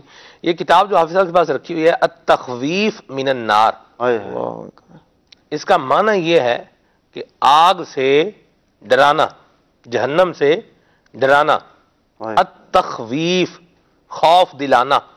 علامہ ابن رجب حنبلی کی کتاب ہے، نام ہی اس کا یہ ہے۔ یہ محدثین کا طریقہ رہا ہے اور یہ انداز سے جس نبی علیہ السلام کا کلمہ پڑھتے ہیں ان کی صفت ہے نذیر، مبشرم و نذیرہ۔ حضور مبشر بھی ہیں، ان پر اللہ تبارک و تعالیٰ نے آیت کریمہ نازل فرمائی وَأَنذِرْ عَشِيرَتَكَ الْأَقْرَبِينَ، اپنے قریبی رشتہ داروں کو ڈراؤ اللہ تبارک و تعالیٰ کے خوف سے۔ صحیح۔ تو اللہ تبارک و تعالیٰ تو خود یہ چاہ رہا ہے کہ میرے بندوں کو ڈرا کر بھی قریب کیا جائے۔ اچھا دیکھیں، حضور اکرم صلی اللہ تعالیٰ علیہ وآلہ وسلم کا انداز تبلیغ دیکھیں۔ حضور نے فرمایا لا تغضب، غصہ نہیں کرو۔ اب ایک شخص کہتا نہیں میں تو غصہ کروں گا ہی، غصہ تو غصے کا میں بڑا تیز ہوں۔ فرمایا گیا لا تغضب ولک الجنہ، تم غصہ نہیں کرو تمہارے لیے جنت ہے۔ اب بندہ کو یہ روایت سنائی گئی، وہ اسی پر مصر ہے کہ نہیں میرا غصہ تو جاتا ہی نہیں ہے، تو پھر اس کو یہ بات بھی بیان کی جائے گی کہ حضور اقدس صلی اللہ تعالیٰ علیہ وآلہ وسلم نے ارشاد فرمایا کہ جہنم کی ایک وادی ایسی بھی ہے جو ان لوگوں کے لیے تیار کی گئی ہے جن کا غصہ کسی گناہ کے بعد ہی ٹھنڈا ہوتا ہوگا۔ اب جب میں یہ کہوں، یہ روایت سناؤں کہ جہنم کی ایک وادی ان لوگوں کے لیے ہے کہ جن کا غصہ کسی گناہ کے بعد ہی ٹھنڈا ہوتا ہوگا، کہنے والا یہ کہے کہ یار آپ تو جہنم سے ڈرا رہے ہیں، پہلے بتایا تھا لا تغضب ولک الجنہ، غصہ نہیں کرو آپ کے لیے جنت ہے، تو آپ ہی تو مصر ہیں کہ ہم تو نہیں چھوڑنے والے غصہ۔ آپ دیکھیں آیت کریمہ کا ایک تسلسل، رب العالمین جل وعلا ارشاد فرماتا ہے سارعوا الی مغفرۃ من ربکم وجنہ، جلدی کرو اپنے رب کی مغفرت کی طرف اور جنت کی طرف۔ ارضها السماوات والارض اعدت للمتقین، جس کی چوڑائی میں زمین و آسمان آ جائیں اس کی چوڑائی ایسی ہے۔ اعدت للمتقین، یہ تیار کس کے لیے کی گئی ہے؟ پرہیزگاروں کے لیے، اللہ تبارک و تعالیٰ کا ڈر رکھنے والوں کے لیے۔ پھر ان متقین کے اوصاف کو آگے بیان فرمایا الذین ينفقون فی السراء والضراء، جو تنگی میں بھی خرچ کرنے والے ہوں، جو کشادگی میں بھی اللہ تبارک و تعالیٰ کی راہ میں خرچ کرنے والے ہوں۔ اب میں کہوں کہ نہیں جی مال میرا ہے، میں کیسے خرچ کر دوں، یہ کیسے ہو جائے؟ دو باتیں اگر میں یہاں ایڈ کروں، بالکل ایڈ کیجیے۔ ایک تو آپ نے جو آیت پڑھی ہے قرآن کریم کی سارعوا، جی، تو اب بڑی پیاری بات کسی نے لکھی کہ اللہ تبارک و تعالیٰ نے ہدف کے اعتبار سے احکامات ارشاد فرمائے۔ اگر بات تھی رزق کی تلاش کی، فرمایا فمشو، چلو۔ اگر بات تھی نماز کی، فرمایا فسعوا، سعی بھی کرو، اس میں تیزی لے آؤ۔ اور اگر بات تھی جنت کی، فرمایا ساریو، اور تیز چلو۔ اور بات تھی رب کریم کی، فرمایا ففروا الی اللہ، دوڑ کے جاؤ۔ تو جیسا ہدف ویسی اس کی طرف جو نا کوشش، ویسی کامیابی۔ ماشاءاللہ۔ اور پھر جو دوسری بات آپ نے یہ کی کہ اللہ تعالیٰ نبی پاک علیہ السلام فرمایا کہ غصہ نہ کر تیرے لیے جنت ہے، ٹھیک ہے۔ اچھا طبیعتیں الگ ہوتی ہیں، اب جیسے ایک کلاس ہے، درجہ ہے، اس میں ٹیچر یا استاد جو ہے وہ مختلف طلبہ کو مختلف طریقے سے سمجھاتا ہے. ایک بچے کو فقط جو ہے نا وہ فرما دیا بیٹا آئندہ نہیں کرنا، وہ بچے کی طبیعت ایسی ہوتی ہے وہ آئندہ نہیں کرتا. اور دوسرا وہ ہوتا ہے جس کو آئندہ کرو گے تو یہ سزا ملے گی، اس کے لیے اتنا کافی ہو گیا. اور تیسرا وہ جس کو تھوڑی سی جو ہے نا وہ پٹائی بھی ساتھ ہو جائے تو وہ سمجھ جاتا ہے. اب ہر طرح کی طبیعتیں ہیں. اللہ تعالیٰ حکیم ہے اور نبی پاک علیہ السلام بھی حکیم ہے، اور کس طرح سے وہ سمجھاتے ہیں. کسی کو فرما دیا غصہ نہیں کرنا، اس کے لیے اتنی بات کافی ہے کہ اللہ رسول نے فرما دیا غصہ نہیں کرنا، یہ کام نہیں کرنا، وہ چھوڑ دیتا ہے. اور کوئی طلب میں ہوتا ہے کچھ گیو اینڈ ٹیک تو ہو، لینا دینا تو میں وَلَكَ الْجَنَّةُ، تو یہ چھوڑ دے تیرے لیے جنت ہے، یہ کام ختم کر دے تیرے لیے جنت ہے. تو اب وہ تاجروں والی بھی بات کا ذکر کیا ہے امام نووی رحمۃ اللہ تعالی علیہ نے. اور تیسری بات کیا ہے، اگر تمہارا غصہ گناہ کے بعد ٹھنڈا ہوتا ہے پھر دوزخ بھی ہے. تو یوں طبیعتوں کے اعتبار سے بھی جو ہے شریعت اسلامیہ نے حکمت کے ساتھ سمجھایا ہے. سبحان اللہ. جی یعنی آپ اس بات کو دیکھیے کہ بندہ نیکیاں کرتا چلا جائے گا تو اس کی جزا یہی بیان ہوگی کہ اللہ تبارک و تعالیٰ خوش ہوگا، تمہیں جنت عطا فرمائے گا. اگر مبلغ بیان کرے شراب نوشی کے حوالے سے کہ اس کی مذمت بیان کرے، اور پھر شراب پینے والے جو شراب پیتے ہوں ان کے بارے میں جنت کی خوشخبری دے رہا ہو، تو یہ بڑی عجیب بات ہے. ایسا ہے ہی نہیں، قرآن و حدیث کے احکام یہ نہیں ہے. جو گناہ کرے گا وہ جہنم میں جائے گا. اللہ تبارک و تعالیٰ معاف فرمانے والا ہے، معافی مانگ لے گا. تو اللہ تبارک و تعالیٰ کی یہ صفت ہے، بیان کی جاتی ہے اس طرح کے بیانات میں کہ جب بندہ اللہ تبارک و تعالیٰ سے معافی مانگتا ہے تو اللہ تبارک و تعالیٰ کی شان یہ ہے فَأُولَئِكَ يُبَدِّلُ اللَّهُ سَيِّئَاتِهِمْ حَسَنَاتٍ. اللہ تبارک و تعالیٰ کی بارگاہ میں سچے دل سے رجوع لانا ہے.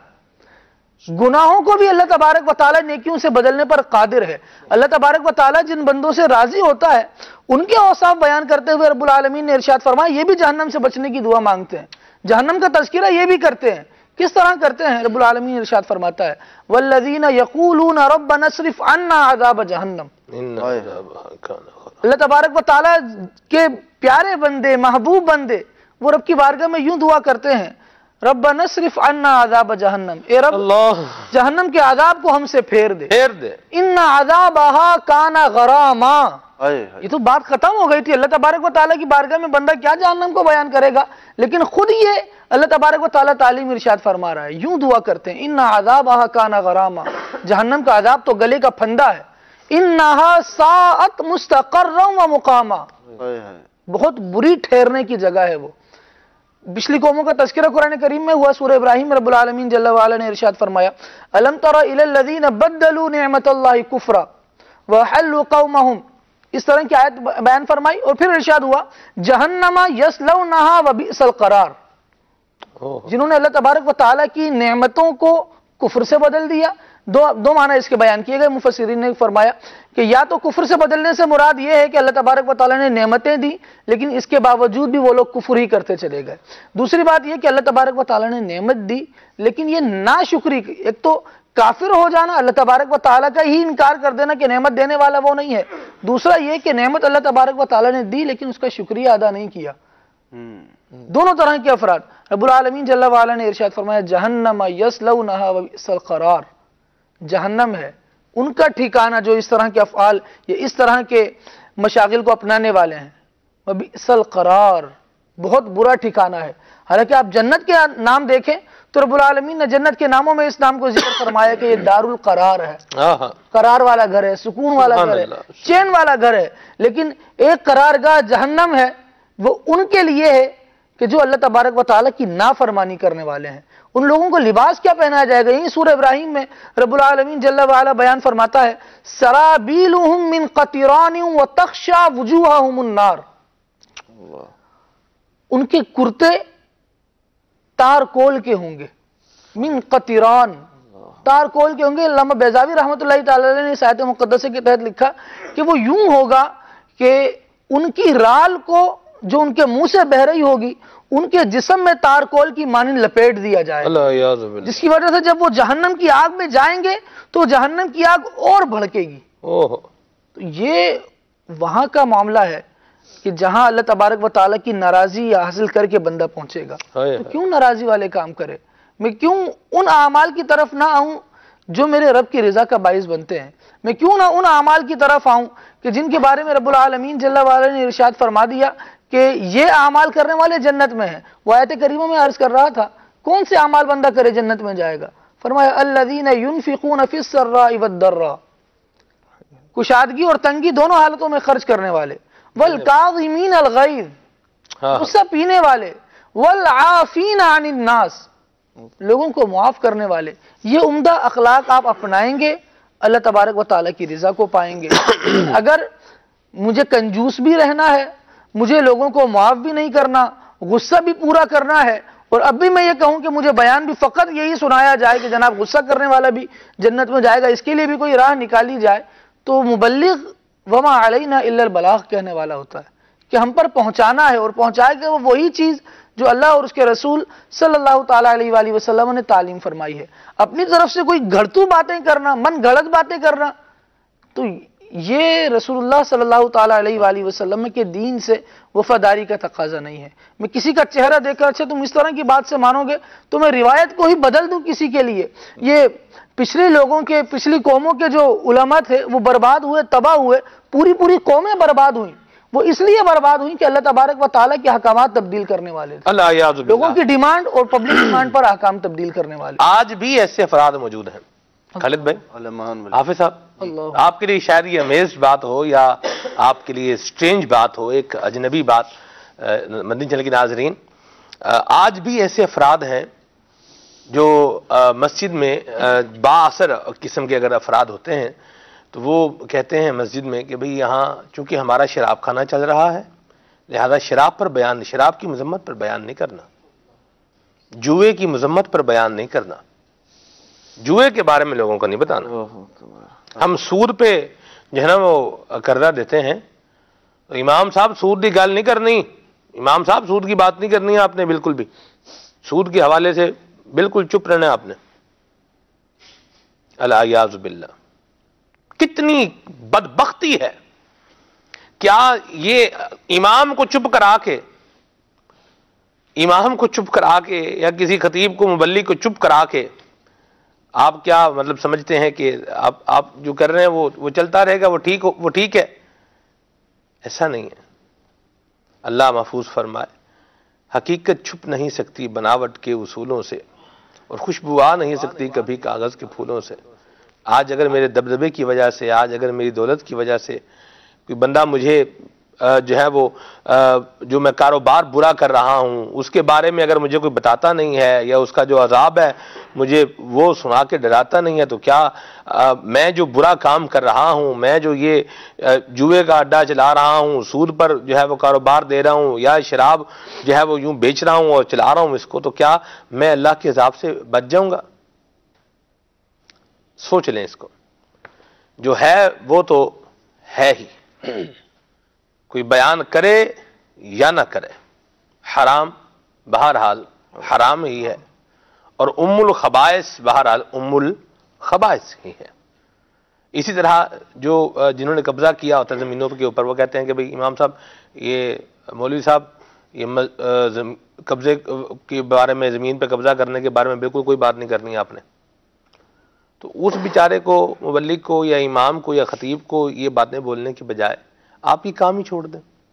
جب آپ کو پتہ ہے میں کام کر رہا ہوں یہ اچھا کام نہیں ہے، اور یہ اس کے بارے میں بات کریں گے تو میری دنیا میں جو ہے نا وہ میرے بارے میں لوگ سوچیں گے ہاں یار یہی ایسے کام کر رہا ہے، یہی غلط کام کر رہا ہے، تو میں چھوڑ دوں، کام ہی چھوڑ دوں، اچھے کام کروں، انشاءاللہ دنیا میں بھی اس کی اچھائی ملے گی، قبر میں بھی اچھائی ملے گی، اور آخرت میں بھی اللہ اپنی رحمت سے عطا فرمائے گا۔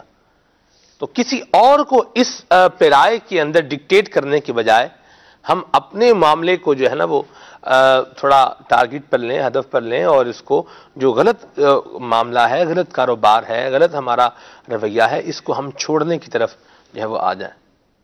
یہ ہے حافظ صاحب۔ جی ایسے ہی یہ شخص سلمان بھی جو اس طرح کی باتیں کرنے والے ہیں، باتوں سے یہ لگتا ہے کہ وہ بھی جانتا ہے کہ یہ جو کام میں کہہ رہا ہوں ایک تو غلط ہے، دوسرا یہ ہے کہ اس پر عذاب کی بشارتیں ہیں، یہ مزید جو ہے اس میں شدت پیدا کرنے کے لیے اللہ تبارک تعالیٰ نے قرآن مجید میں ارشاد فرمایا عذاب کی بشارت دے دو ان لوگوں کو۔ المنافقین بأن لهم عذابا الیما۔ اللہ یہ بھی کہا جائے گا نا ذق انا کانت العزیز الکریم، بڑا بنا پھرتا تھا دنیا کے اندر، تیری بڑی عزتیں ہیں. وہ جو عزتیں ہیں نا جو جس کو لوگ عزت سمجھتے ہیں، ناجائز قبضے کر کے اور جو ہے نا بہت لینڈ لارڈ ہو گئے، حرام مال کما کے اور شراب کے اڈے چلا کے سمجھتے ہیں بڑے معزز ہو گئے، تو وہاں یہ فرشتے کہیں گے انہیں ذق اب چکھ عذاب. اور جو ہے نا وہ تو بڑا بنا پھرتا تھا دنیا میں. قرآن کریم میں ایک اور مقام فرمایا ذوقوا مس السقر. اللہ اکبر. آپ یہ سیاق کلام دیکھیں، آپ اس کے جو الفاظ ہیں، ذوقوا چکھو، مس السقر جہنم کا چھونا. الیاذ باللہ. اللہ تبارک و تعالی بچائے. حافظ صاحب جی، ایسے لوگ سمجھ رہے ہوتے ہیں، یعنی اس کو پتہ ہے کہ یہ غلط کام ہے. جب غلط کام ہے اور اس میں اللہ تبارک و تعالیٰ کی جانب سے عذاب کا حکم دیا گیا ہے، ڈرایا گیا ہے، تو پھر خود اپنے آپ کے ساتھ بھلائی یہ ہے کہ میں اب شیطان کی رضا والا کام نہ کروں بلکہ اپنے رحمان کو، اپنے رب کو راضی کروں، اس کام کو چھوڑ دوں. آپ بھی سمجھ رہے ہیں کہ یہ غلط ہے، جبھی تو روک رہے ہیں کہ کوئی روایت سنائے گا جس میں ڈر کا ہوگا. اس کا مطلب پتہ ہے کہ اس پر ڈر والا ہی معاملہ ہے، تو پھر ڈر جائیے اللہ تبارک تعالیٰ کے عذاب سے اور چھوڑ دیجیے ایسا کام جس کے اندر اللہ تبارک تعالیٰ کی رضا نہیں ہے بلکہ اس کے عذاب کا حکم دیا گیا ہے، جہنم کی عذاب کا حکم دیا گیا ہے. ایسے کام سے بندے کو اپنے آپ کو بچا لینا چاہیے. مدینہ. اور اس کے لیے بہترین ایک ذریعہ ہے دعوت اسلامی کے مدنی ماحول سے وابستہ رہیں. مدنی ماحول میں آئیں گے تو انشاءاللہ اچھی باتیں سنیں گے، اچھے کام کرنے کا ذہن بنے گا. مدنی قافلوں کے مسافر بنے انشاءاللہ. دعائے امیر سنت بھی ملے گی. کیا دعائے امیر سنت ہے؟ فروری میں مدنی قافلے میں سفر کرنے کے حوالے سے اسپیشل ایک مدنی گلدستہ ہے. آئیے آپ کو دکھاتے ہیں. 3، 4، 5 فروری اتوار، پیر، منگل، صرف ایک مدنی کام، مدنی قافلہ، مدنی قافلہ، مدنی قافلہ. یا رب المصطفیٰ جل جلالہ وصلی اللہ تعالی علیہ وآلہ وسلم، جو کوئی 3، 4، 5 فروری کو مدنی قافلے کا مسافر بنے اس کے لیے سفر آخرت آسان فرما دے. آمین بجاہ النبی الامین صلی اللہ تعالی علیہ وآلہ وسلم. صلو علی الحبیب صلی اللہ تعالی علی محمد. واہ جی واہ، ماشاءاللہ. امیر سنت کی دعا سے جو ہے وہ حصہ حاصل کریں اور مدنی قافلے کے مسافر بنیں. انشاءاللہ بیڑا پار ہوگا. مدنی قافلے میں سفر آپ یقین مانیں آپ کو بہت سارے جسے یوں کہیں کہ فائدے دے گا انشاءاللہ عز و جل. اور ذہن بنا کے رکھیں اور آپ کو بہت ساری شاید چیزیں محسوس بھی کروائے. آپ مدنی قافلے میں سفر کرتے ہیں، ظاہر سی بات ہے آپ مسجد میں رکیں گے، ٹھیک ہے، مسجد میں رکیں گے اور آپ کا جو بھی سردی سے بچنے کا سامان ہے ظاہر سی بات ہے یہ بھی آپ اپنا ساتھ رکھیں گے. اس سے گھر جیسا تو سلسلہ کار نہیں ہوگا. جیسے ہم اپنے گھر میں ہمارا روم ہے، اپنا معاملہ ہے، کوئی مطلب ایسے پرابلم پریشانی والی بات نہیں، گھر جیسا معاملہ تو نہیں ہوگا. تو اس سے بھی ہمیں ایک چیز سمجھنے کو اور سیکھنے کو مل رہی ہے کہ ہمارے پاس گھر جیسا معاملہ نہیں ہے لیکن سر چھپانے کی جگہ بہرحال ہے. آرام کے لیے ہمارے پاس لحاف وغیرہ بھی ہے.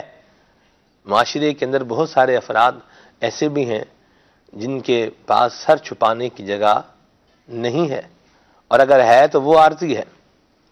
کبھی یہاں کبھی یہاں کبھی وہاں کبھی کہاں، یوں بیچارے اپنی زندگی گزار رہے ہیں. صحرا کی زندگی کے حوالے سے بالخصوص یہ بات جاننے کو ملی ہے کہ صحرا میں رہنے والے لوگ اپنا ٹھکانہ وہیں پر بناتے ہیں جہاں پانی ہوتا ہے. پانی ختم ہوتا ہے تو وہاں سے رخصت ہو کر کہیں اور چلے جاتے ہیں. اس لائف سٹائل میں بھی زندگی گزارنے والے افراد ہیں. ہمیں تو بہت بیٹر چیزیں جو ہے وہ مل رہی ہیں ماشاءاللہ. سلمان بھائی یہ بھی سکھاتی ہے کہ صحرا والے وہاں آباد ہیں جہاں پانی ہوتا ہے، اور پانی جنت ہی میں ملے گا، دوزخ میں نہیں ہے. اللہ اکبر. وہاں کیا ہے؟ دوزخ میں کیا ہے؟ تھوہڑ ہے، خاردار، وہ پلایا جائے گا. اور ان کو جو ہے نا وہ جو شرابیں پیتے ہیں ان کے لیے تو جو ہے وہ اپنا دوزخ کی دوزخوں کا پیپ ہے، طینۃ الخبال ہے. تو وہاں پانی نہیں ہے. پانی وہاں ہے جنت میں، جس کی 2 بوند ہیں، کوثر و سلسبیل ہے، وہ رحمت کا دریا ہمارا نبی. سبحان اللہ. تو یہ بہرحال مدنی چینل کے ناظرین آپ کو انشاءاللہ مدنی قافلے میں سفر کی برکت سے یہ چیزیں محسوس کرنے کا موقع ملے گا. اور اللہ تعالیٰ کا شکر ادا کرنے کا بھی ذہن بنے گا انشاءاللہ عز و جل۔ دو ایٹیٹیوڈ ہوتے ہیں ایسے مرحلے کے اوپر، جب ہم سفر کرتے ہیں اور سفر کے دوران اگر کوئی پرابلم آتی ہے تو دو طرح کے رویے ہوتے ہیں۔ ایک تو یہ ہوتے ہیں کہ وہ جو ہے اس سے پرابلم کی بنا پر بڑے بیچارے فرسٹریٹ ہوتے ہیں، بڑے مطلب جسے یوں کہیں کہ غصہ اور ان کا بیچ میں جو اینگری مین ہوتا ہے وہ باہر آ رہا ہوتا ہے۔ بعض اوقات اینگری وومن، اس طرح کی بھی معاملات جو ہے وہ دیکھنے کو ملتے ہیں، الیاذ باللہ، اللہ محفوظ فرمائے۔ لیکن کچھ ایسے بھی افراد ہوتے ہیں کہ جو اس سفر میں آنے والی اس پرابلم کو تھوڑا لائٹر موڈ میں جو ہے وہ لے جاتے ہیں، ٹھیک ہے؟ تو ٹائم دونوں صورتوں میں گزرے گا، آپ جو ہے شور میں چاہ رہے ہیں پھر بھی گزرے گا۔ ہر جگہ آپ جیسا بندہ تو نہیں ہوتا نا جی، نہیں میں کہ جو مطلب اس کو انجوائے کروائے اور مطلب جو پریشانی ہے اس پر وہ خوش۔ میں ایک تجربے کی جانب اشارہ کر رہا ہوں، آپ پہنچ گئے ہوں گے۔ ہاں جی، میں بالکل وہی پہنچ گیا ہوں۔ ابھی میرے ذہن میں ایک اور بات بھی ہے۔ تو بہرحال ضروری نہیں کہ اگر آپ اس کو جو ہے نا وہ ایک لائٹر موڈ میں نہیں بھی لے جا رہے، تو یاد رکھیں کہ ٹائم، اس سے پہلے کہ ٹائم پاس ہو آپ ٹائم کو پاس کر دیں، یوں کر لیں کہ وقت تو دیکھیں آپ کو پتا ہے کہ لگ ہی رہا ہے، تو اب آپ اس کو دیگر باتیں کرنے کی بجائے اور فضول باتیں یا گالیاں نکالنے کی بجائے، گناہوں بھرے معاملات کرنے کی بجائے اللہ رسول کا ذکر کرنے کی طرف آئیں گے تو انشاءاللہ ٹائم بھی گزرے گا، اور ہونی چیز وہی ہے جو اپنے ٹائم پر ہی ہونی ہے۔ یہاں اس طرح بھی معاملہ ہوتا ہے، بعض اوقات ایچ اینڈ ایوری تھنگ اوکے ہوتی ہے، مکینک بھی موجود ہوتا ہے، بس خراب ہو جاتی ہے تو بس والا جو ہے نا بس کو ہاتھ بھی نہیں لگانے دیتا، بھئی اس کو تو ابھی تک ہم نے جو ہے نا وہ پیچکس بھی نہیں لگایا اور اس کو تو ابھی تک ہم نے چھیڑے، فلاں جگہ سے بندہ آئے گا اور وہی آ کے اس کو ٹھیک کرے گا۔ آپ بھلے شور مچائیں جو بھی کریں تو آپ کو نہ تو بس چلانے دے گا، چلے گی تو ویسے ہی نہیں، چلانے کیا دے گا، چلانے دے بھی تو چلنی تو ویسے ہی نہیں ہے، خراب ہو گئی ہے۔ تو ایسی صورتحال میں بھی شور شرابہ کرنے کی بجائے یا ڈرائیور کو گالیاں دینے کی بجائے اگر بندہ اللہ رسول کا ذکر کرے اور ایک جملہ زبان پہ رکھے، خلاف توقع، خلاف منشا، خلاف طبیعت کوئی کام ہو تو ایک جملہ زبان پہ اللہ کرے ہمارے آئے، قدر اللہ ما شاء فعل، قدر اللہ ما شاء فعل، ہوتا وہی ہے جو اللہ چاہتا ہے۔ اللہ پاک ہمیں صبر کی طرف بھی عطا فرمائے اور جہنم کے عذاب سے بچائے، اور اللہ تعالی ہمیں سمجھنے کی توفیق عطا فرمائے۔ بعض اوقات ہم سمجھتے نہیں ہیں، سمجھ جائیں اور سمجھ کر پھر ایک قدم آگے بڑھائیں، عمل کی طرف بھی ہم لوگ آئیں، اللہ سعادت عطا فرمائے۔ یہاں پر آپ کی کالز کو شامل کرتے ہیں، پھر انشاءاللہ مزید ہم اپنے موضوع کو کنٹینیو کریں گے۔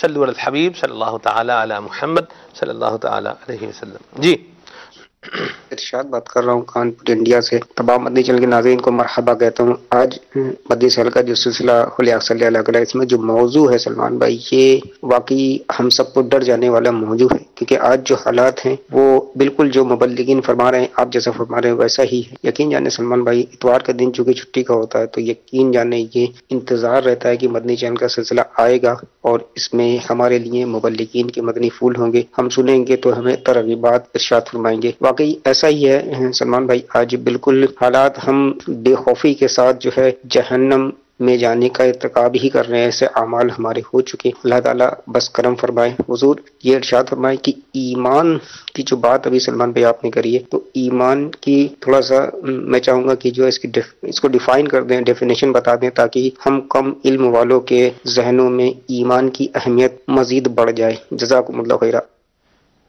ایمان کی ڈیفینیشن بتا دیں، ایمان کی تعریف بتا دیں، آصف بھائی رہنمائی فرمائیں۔ بسم اللہ الرحمن الرحیم۔ ایمان کا مطلب جو ہے وہ ہر وہ شے جو نبی کریم علیہ السلام اللہ تعالیٰ کی طرف سے لائے ہیں اس کو دل سے مان لینا اور زبان سے اس کا اقرار کرنا۔ ٹھیک، جو بھی چیز ہو کہ جو نبی کریم علیہ السلام نے ارشاد فرمایا کہ یہ ہے تو وہ ہے۔ انہوں نے فرمایا اللہ ایک ہے، وہ موجود ہے، اس کی یہ صفات ہیں تو ہم نے ماننی ہے، اور یہ قرآن ہے، یہ اس میں ہدایات ہیں، اس کو ماننا ہے، اس پر دل سے ایمان رکھنا ہے۔ جنت بتائی، جنت کی نعمتیں بتائیں، اس پر ایمان لانا ہے، اور دوزخ کے بارے میں بتایا تو دوزخ کے بارے میں ہمارا عقیدہ ہونا چاہیے کہ واقعی موجود ہے، بن چکی ہیں، اور یہ جو ہے وہ گناہ گاروں کے لیے، نافرمانوں کے لیے، مجرموں کے لیے اللہ تعالیٰ نے یہ مکان ایک تعمیر کیا ہے، بنایا ہے، ایک جگہ بنائی ہے، اور اس پر ایمان لانا بھی ضروری ہے۔ تو اگر کسی ایسی چیز کا انکار کیا جو بات نبی کریم علیہ السلام نے ہمیں بتائی ہے اور وہ ضروریات دین میں سے ہے، اگر اس کی نفی ہو جاتی ہے کسی ہمارے قول سے، ہمارے فعل سے، عمل سے، تو اب وہ بندہ ایمان سے خارج ہو جاتا ہے، اس کو جو ہے وہ ایمان کی تجدید کرنی چاہیے۔ اس کے لیے امیر اہل سنت کا رسالہ ہے 28 کلمات کفر، اس کا بھی مطالعہ کریں۔ تفصیل سے پڑھنا چاہیں تو کفریہ کلمات کے بارے میں سوال جواب، اس کا مطالعہ انشاءاللہ بہت مفید رہے گا۔ مدینہ زبردست کتاب ہے، مطالعے سے تعلق رکھتی ہے اور پڑھنی چاہیے، اور ضرور پڑھنی چاہیے۔ جی محمد ہارون اتاری المدنی، راولپنڈی کی تحصیل کلر سیدہ سے۔ الحمدللہ آپ کا سلسلہ کھلے آنکھ صلی اللہ بہت ہی پیارا سلسلہ ہے، اور آج جو موضوع آپ نے چوز کیا ہے وہ ماشاءاللہ بہت اچھا ہے، اور ماشاءاللہ جو آپ نے فرمایا کہ لوگ یہ کہتے ہیں کہ ہاں امام اگر کوئی اس طرح کا بیان کرتا ہے کہ دوزخ کے حالات اور احوال بیان کیے جا رہے ہیں، عذابات کو بیان کیا جا رہا ہے، تو لوگ واقعی اسی طرح کہتے ہیں۔ میں بھی ایک مرتبہ ایک جگہ جمعہ پڑھا رہا تھا، تو 2 جمعے میں نے اسی طرح نماز کی بے نمازی کی سزا کو بیان کیا، تو وہاں پہ لوگ کہنے لگے کہ آپ تو ڈراتے ہی رہتے ہیں، جو 4 لوگ آتے ہیں ان کو تو آنے دیں۔ یہاں تک یہ ہو گیا ہے، اور ماشاءاللہ آپ کا جو موضوع ہے یہ بہت ضروری ہے، اس کے اوپر بات کرنا۔ اللہ تعالیٰ تک ہم سب کو سمجھنے کی توفیق عطا فرمائے۔ یہ بھی ایک رویہ ہے، یہ بھی ایک بات ہے کہ جو کر رہا ہے اس کو کرنے تو دیں، جیسے بھی کر رہا ہے ویسے کرنے تو دیں۔ نہیں، ایسی یہ رویہ درست نہیں ہے۔ جو بھی کر رہا ہے، جیسے بھی کر رہا ہے اسے کرنے دیں، یہ دوستی نہیں ہے، دشمنی ہے۔ بندہ غلط نماز پڑھ رہا ہے، اس کو غلط نماز پڑھنے دیں، کرنے دیں، ہونے دیں۔ سلمان نہیں، یہ تو دین اور شریعت ہے۔ آپ کسی بندے کو اس کی مرضی کے مطابق کھانا کھانے نہیں دیں گے۔ 4-6 چیزیں وہ اپنے سامنے مطلب دسترخوان پہ بیٹھے ہوئے لوگ، اور وہ پانی ڈال دے چاولوں میں اور چائے ڈال دے اور یہ وہ سب کچھ میری مرضی جی، آپ نہیں کھانے دیں گے؟ بولے بھائی خبردار یہاں سے اٹھاؤ اس کو، یہ کیا کر رہا ہے، ہمارا بھی کھانا خراب کرے گا۔ تو جب آپ کسی شخص کو اس کی مرضی کے مطابق جو وہ غلط سلط کر رہا ہے اور وہ کہہ رہا ہے میری مرضی ہے، آپ کھانا نہ کھانے دیں اور پھر بات کریں شریعت کی کہ جی ہمیں اپنی مرضی کے مطابق کرنے دیں، مرضی وہاں نہیں چلے گی۔ مرضی وہاں ہے جہاں شریعت نے اختیار دیا ہے، اور جہاں شریعت نے یہ بتایا کہ یہ کام یوں کرنا ہے، وہاں شریعت کی مرضی چلے گی، اور اسی کے اندر کامیابی ہے، اسی میں کامرانی ہے۔ مدینہ یہ حافظ صاحب نے تو بس 100 سنار کی ایک دہار کی ماشاءاللہ بات کی ہے، اور بڑا واضح مضمون بیان کر دیا ہے۔ تو یہ بھی یاد رکھیں کہ جو بھی کر رہا ہے، جیسے بھی کر رہا ہے اس کو کرنے دیں۔ چور کو چوری کرنے دیں، ڈاکو کو ڈاکہ مارنے دیں، جھوٹ بولنے والے کو جھوٹ بولنے دیں، ملاوٹ کرنے والے کو ملاوٹ کرنے دیں، مردار گوشت بیچنے والے کو مردار کا گوشت بیچنے دیں، ایکسپائری دوائیاں بیچنے والے کو ایکسپائری دوائیاں بیچنے دیں، جو ڈاکٹر نہیں ہے اس کو ڈاکٹر بن کر جو ہے وہ دوائیاں دینے دیں، جو بندہ جو ہے وہ قتل و غارت گیری کر رہا ہے اس کو بھی جو ہے نا وہ ہیرو بناتے جائیں۔ بس جو کر رہا کرنے تو دیں، کرنے دیں گے؟ کوئی بھی نہیں کرنے دے گا۔ ان کاموں میں سے جو میں نے ابھی جن کی مثال دی ہے، یہ میں نے ٹوٹلی جسے بولیں کہ ریلیجیس فیکٹر جس کو سمجھا جاتا ہے اس سے ہٹ کر میں نے ایک جو ہے وہ سوشل جو موضوعات ہوتے ہیں ان کو لے کر کیا، کو کرنے دے گا کوئی بھی نہیں۔ دودھ میں کاسٹک سوڈے کی ملاوٹ کر رہا ہے، کرنے تو دیں۔ دودھ بیچ رہا ہے، ابھی تو بیچنا شروع کیا ہے، تھوڑا آگے بڑھے گا، چلے گا، کوئی کاروبار سیٹ ہوگا تو پھر خالی دودھ بیچنا شروع کر دے گا۔ کرنے دیں گے؟ آپ کو پتا ہو کہ یہ فلاں دودھ والا ہے، یہ کاسٹک سوڈا دودھ میں ڈال کے دودھ کو جو ہے نا وہ یہ بنا کے چکنا بنا کے اور اس طرح کر کے دے رہا ہے، آپ لیں گے؟ کبھی نہیں لیں گے۔ کرنے تو دیں، ہونے تو دیں، چلنے تو دیں۔ تو یہ باتیں بعض اوقات جو ہو رہی ہوتی ہیں یہ اپنی جھیپ مٹانے کے لیے ہو رہی ہوتی ہیں، اور تو اپنی جھیپ مٹانے کی بجائے ہم جو کرنے والا کام ہے اس کی طرف آئیں۔ اور اگر کوئی کرنے دے رہا ہے، اگر کوئی کرنے دے رہا ہے تو وہ حقیقت میں دوستی نہیں بلکہ دشمنی کر رہا ہے۔ آپ دیکھ رہے ہیں کہ بندہ غلط طریقے سے نماز پڑھ رہا ہے اور میں اس کو کچھ بولوں ہی نہ، اب ٹھیک ہے غلط طریقے سے نماز پڑھ رہا ہے، پڑھتا ہی رہے، مرضی ہے اس کی، ٹھیک ہے کرنے تو دیں، کر رہا ہے، تو یہ اس کی خیر خواہی نہیں ہے۔ وہ بیچارہ آ رہا ہے، اپنا ٹائم لگا رہا ہے، بیچارہ ہے، واقعی بیچارہ ہے، آ بھی رہا ہے، اپنا ٹائم بھی دے رہا ہے، مسجد میں بھی آ رہا ہے، پانی بھی استعمال کر رہا ہے، وضو بھی اپنے نام پر جسے وضو بولیں سمجھ لیں وہ کرنے کی کوشش کر رہا ہے، نماز بھی پڑھ رہا ہے، ویسی پریکٹس بھی کر رہا ہے، لیکن وہ اس کی نماز میں وہ غلطیاں کر رہا ہے، وضو میں غلطیاں ایسی کر رہا ہے کہ جس کی بنا پر وضو نہیں ہوگا۔ الوضو مفتاح الصلاۃ، وضو جو ہے نماز کی چابی ہے، وضو صحیح نہیں کیا نماز اس کی صحیح نہیں ہوگی۔ تو ہم اگر اس کو محبت پیار سے بتائیں گے نہیں، سمجھائیں گے نہیں، نیکی کی دعوت نہیں دیں گے، اچھے طریقے کے ساتھ، اچھے واعظ اور پکی تدبیر کے ساتھ اگر نہیں سمجھائیں گے تو مجھے بتائیں کہ ہم اس کے ساتھ دشمنی کر رہے ہیں، دوستی کر رہے ہیں؟ یقیناً دشمنی کر رہے ہیں۔ تو سمجھایا جائے، بتایا جائے، لیکن طریقے کے ساتھ پلس سلیقے کے ساتھ، ٹھیک ہے؟ تو انشاءاللہ خیر ہی خیر ہے، اور یہی ہمیں اسلام نے سکھایا ہے، ادعو الی سبیل ربک بالحکمۃ والموعظۃ الحسنہ، پکی تدبیر اور اچھی نصیحت کے ساتھ اللہ کے راستے کی طرف بلانا ہے، ٹھیک ہے جی؟ تو یہ سمجھانے کا انداز اگر ہمارا اچھا ہو جائے نا، سمجھانے والے بھی تھوڑا مہربانی کر کے سمجھانے کی اس پر ہی آئیں، تو بہت ساری چیزیں جو ہیں وہ بہتر ہو سکتی ہیں۔ ہمارا کام بتانا ہی ہے، سمجھانا ہی ہے، اور ہمیں سمجھانے اور بتانے تک ہی رہنا چاہیے۔ انبیاء کا بھی منصب جو تھا نا وہ بلاغ المبین ہی تھا، ایسی بات ہے نا حافظ صاحب، وما علینا الا البلاغ المبین، ہمارا کام کیا ہے؟ واضح پہنچا دینا، تو ہم پہنچا ہی دیں، سمجھائیں، اور اگر بندہ عمل کر رہا ہے تو اچھی بات ہے، نہیں کر رہا تو اس کے لیے دعا بھی کریں کہ اللہ اس کو عمل کی توفیق بھی عطا فرمائے۔ کوئی تتیمے کے طور پہ آصف بھائی کچھ کہنا چاہیں یا بات مکمل ہو گئی؟ جی چلیں ٹھیک ہے، چلیں جی آگے مزید کال شامل کرتے ہیں۔ میرا نام شافیہ اطہر ہے، میں اسلام آباد سے بات کر رہی ہوں۔ ہم منی منع اور منی منیوں کو بھی دوزخ میں ڈالا جائے گا، ہمیں اس سے بچنے کے لیے کیا کرنا چاہیے؟ جو آپ ارشاد فرما دیں۔ جی خالد بھائی۔ اللہ کریم جل وعلا نیکیوں کی توفیق عطا فرمائے، آمین۔ اور جہنم سے خوف ضرور ہونا چاہیے، لیکن جو مکلف ہے اسی پر احکام شرع مرتب ہوتے ہیں، اور اگر وہ انہیں نہیں ادا کرے گا تو پھر اس کے لیے جہنم ہے اور اس کے لیے عذابات ہیں۔ مدنی منیا نابالغ ہیں، اور اگر کوئی نابالغی کے عالم میں ہی دنیا سے چلا جاتا ہے تو پھر اس کے لیے یہ معاملہ نہیں ہے، بلکہ قرآن کریم میں سورہ اعراف بیان کی گئی اور ان کے احکام اس میں بیان کیے گئے ہیں۔ اس کے علاوہ یہ مدنی پھول یاد رہے کہ جنگ سے پہلے جنگ کی تیاری کی جاتی ہے۔ مدنی منی اگر بالغہ نہیں ہے تو اس سے پہلے ہی اپنے نیک اعمال کی طرف آئے، اللہ تبارک و تعالیٰ کے ذکر کی لذت کو محسوس کرنے کی کوشش کرے۔ جیسے ہی مکلف ہوں گے یہ عمر آ جائے گی، اللہ تبارک و تعالیٰ کے ذکر کرنے میں دل لگا ہوا ہوگا، بندہ ذکر کرتا چلا جائے گا۔ مرحبا مدینہ۔ جی ہند کے شہر مندسور سے عبد الغنی اتاری عرض کر رہا ہوں۔ سلمان بھائی، آج کا جو موضوع ہے دوزخ، اللہ کرے کہ ہم دوزخ سے بچنے کی تیاریوں میں لگ جائے، اور نعت خواں اسلامی بھائیوں سے عرض ہے کہ مجھے یہ کلام سنا دیجیے۔ اذن طیبہ مجھے سرکار مدینہ دے دو۔ ماشاءاللہ، مرحبا۔ السلام علیکم ورحمۃ اللہ وبرکاتہ۔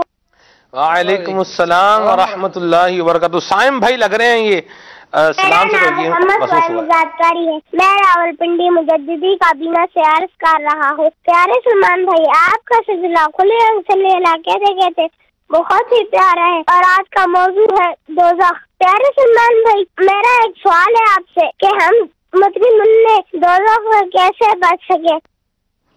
مدنی منع جو آپ جیسے خالد بھائی نے بتایا نابالغ ہیں، وہ تو ویسے ہی بچے ہوئے ہیں، اور ان کی تو ایک بہار ہے کہ نیکی لکھی جا رہی ہے۔ نیکیاں آپ جتنی کریں گے، جتنا درود پاک پڑھیں گے، اتنا آپ کا اجر جو ہے یہ لکھا جاتا رہے گا۔ تو اچھے اعمال کرنے چاہیے۔ اللہ برکت دے آپ کو، خوش رہیں، شاد آباد رہیں۔ جی اورنگی سے بات کر رہا ہوں۔ آپ بہت اچھے موضوع لاتے ہیں، مجھے باپا جان کی منقبت دنیا بھر میں فضل رب سے سنا دیجیے۔ ٹھیک ہے جی، آگے جی۔ سگے عطار سید سیف الدین شعیب عطاری ہند کرناٹک ہاسپٹل سے بات کر رہا تھا۔ سلمان بھائی آج کا سلسلہ کھلے آنکھ صلی اللہ کہتے کہتے اپنی برکتیں لوٹا رہا ہے۔ نعت خواں اسلامی بھائی سے میری مدنی التجا ہے کہ آپ مجھے یہ کلام ضرور سنا دیجئے۔ سیر گلشن کون دیکھے دشت طیبہ چھوڑ کر سوئے جنت کون جائے در تمہارا چھوڑ کر۔ واہ جی واہ، ماشاء اللہ ماشاء اللہ، بہت پیارا کلام ہے، بہت زبردست کلام ہے، اور آپ نے ماشاء اللہ سنائی دیا ہے۔ اللہ آپ کو برکتیں عطا فرمائے۔ کچھ میسیجز شامل کرتا ہوں، پھر نعت خوان اسلامیہ کی طرف چلتے ہیں انشاءاللہ۔ یہ کہہ رہے ہیں کہ جی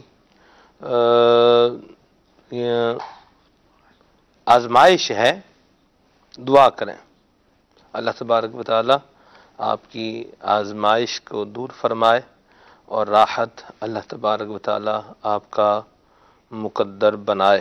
ٹھیک ہے جی۔ حمزہ والا سے میسیج ہے، سلمان بھائی آج آپ عربی میں سلام سنائیں۔ وہ یہ کہ مجھے یہ شعر اس کا آتا ہے، تو چلیں بہرحال آگے چلتے ہیں۔ یہ بہت شکریہ آپ کے میسیج کے لیے۔ ایف ایس جی سردار آباد سے انعام الحق بھائی ہیں اور امیر اہل سنت کی منقبت کے لیے کہہ رہے ہیں، یہ سنی ہے۔ محمد خلیل بھائی ہیں بھکھر سے، بہت شکریہ جی، اللہ تعالیٰ آپ کو جزائے خیر عطا فرمائے۔ بھکھر سے بھکھر آنے کا بھی کہہ رہے ہیں۔ بھکھر الحمدللہ بھکھر فیضان مدینہ میں میں شاید 2 مرتبہ الحمدللہ حاضری دے چکا ہوں۔ مجلس رابطہ بالعلماء والمشائخ پاکستان سے جب میری ذمہ داری تھی تب بھکھر آنا ہوا تھا الحمدللہ۔ چلیں جی بہرحال یہ ہیں جی رمیز احمد بھائی ہیں، بہت شکریہ رمیز بھائی آپ کے میسیج کے لیے بھی، اللہ برکت دے آپ کو۔ یہ ہیں جی حمزہ بھائی ہیں، بہت شکریہ آپ کے میسیج کے لیے، اللہ جزائے خیر عطا فرمائے۔ اور ہاشم بھائی ہیں عمر کوٹ سے، اللہ اکبر سبحان اللہ، بہت شکریہ جی آپ کے میسیج کے لیے بھی، اللہ آپ کو جزائے خیر عطا فرمائے۔ بلا لو پھر مجھے اے شاہ بہر و بر مدینے میں، یہ ان کو کلام سننا ہے، بہت شکریہ جی۔ یہ ہیں جی کیا نام ہے ان کا، محمد مزمل بھائی، بہت شکریہ مزمل بھائی آپ کے میسیج کے لیے، اللہ برکت دے۔ مرکز روڈ کے لاہور سے میسیج ہے، کھلے آنکھ صلی اللہ، بہت زبردست آج کا موضوع ہے، اور میرے ابو بھی بہت شوق سے سلسلہ دیکھتے ہیں، مشتاق بھائی کی وائس میں کوئی کلام سنایا جائے۔ ٹھیک ہے جی۔ محمد ابراہیم بھائی ہیں باغ تار کالا باغ ڈسٹرکٹ میاں والی سے، بہت شکریہ آپ کے میسیج کے لیے بھی۔ کچھ کلام شامل کریں نور عالم بھائی، پھر ہم آگے بڑھتے ہیں۔ صلی علی الحبیب صلی اللہ تعالی علیہ محمد صلی اللہ علیہ وسلم۔ اذن طیبہ مجھے سرکار مدینہ دے دو، اذن طیبہ مجھے سرکار مدینہ دے دو، اذن طیبہ مجھے سرکار مدینہ دے دو، لے چلے مجھ کو جو طیبہ وہ سفینہ دے دو، لے چلے مجھ کو جو طیبہ وہ سفینہ دے دو، چار یاروں تمہیں واسطہ دیتا ہوں شہا، چار یاروں تمہیں دیتا ہوں واسطہ، اپنا غم مجھ کو شہنشاہ مدینہ دے دو، اپنا غم مجھ کو شہنشاہ مدینہ دے دو، سیرے گلشن کون دیکھے، دشت طیبہ چھوڑے کر، سیرے گلشن کون دیکھے، دشت طیبہ چھوڑے کر، سوئے جنت کون جائے، در تمہارا چھوڑ کر، بے لقائے یار ان کو چین آ جاتا، گر بے لقائے یار ان کو چین آ جاتا، گر بار بار آتے نہ یوں جبریل سدرا چھوڑ کر، بار بار آتے نہ یوں جبریل سدرا چھوڑ کر، مر ہی جاؤں میں اگر اس در سے جاؤں دو قدم،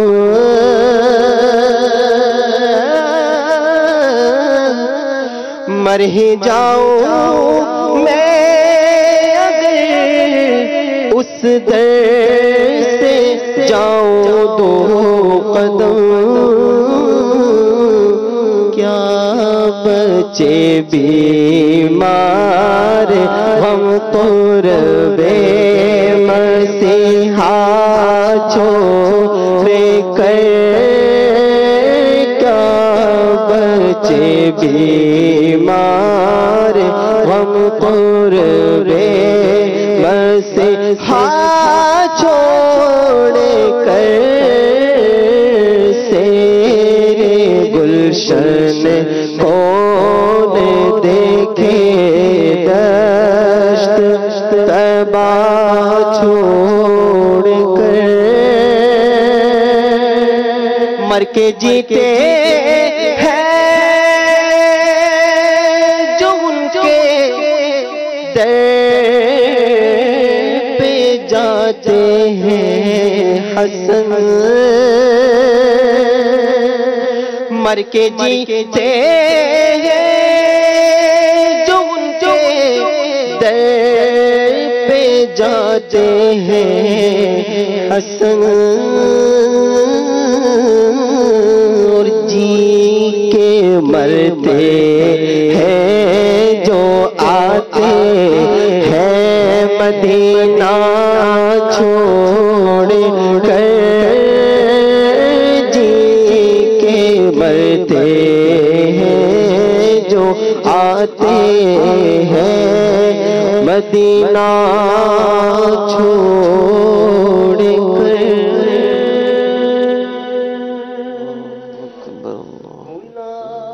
لو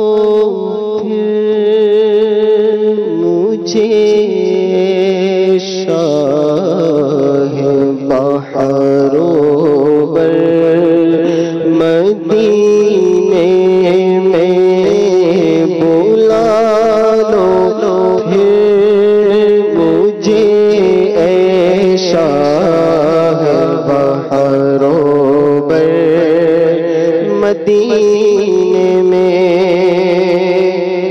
بلا لو، پھر مجھے شاہ بحروں بر مدینے میں بلا لو، پھر مجھے شاہ بحروں بر مدینے میں پھر روتا ہوا آؤں تیرے در پر مدینے میں،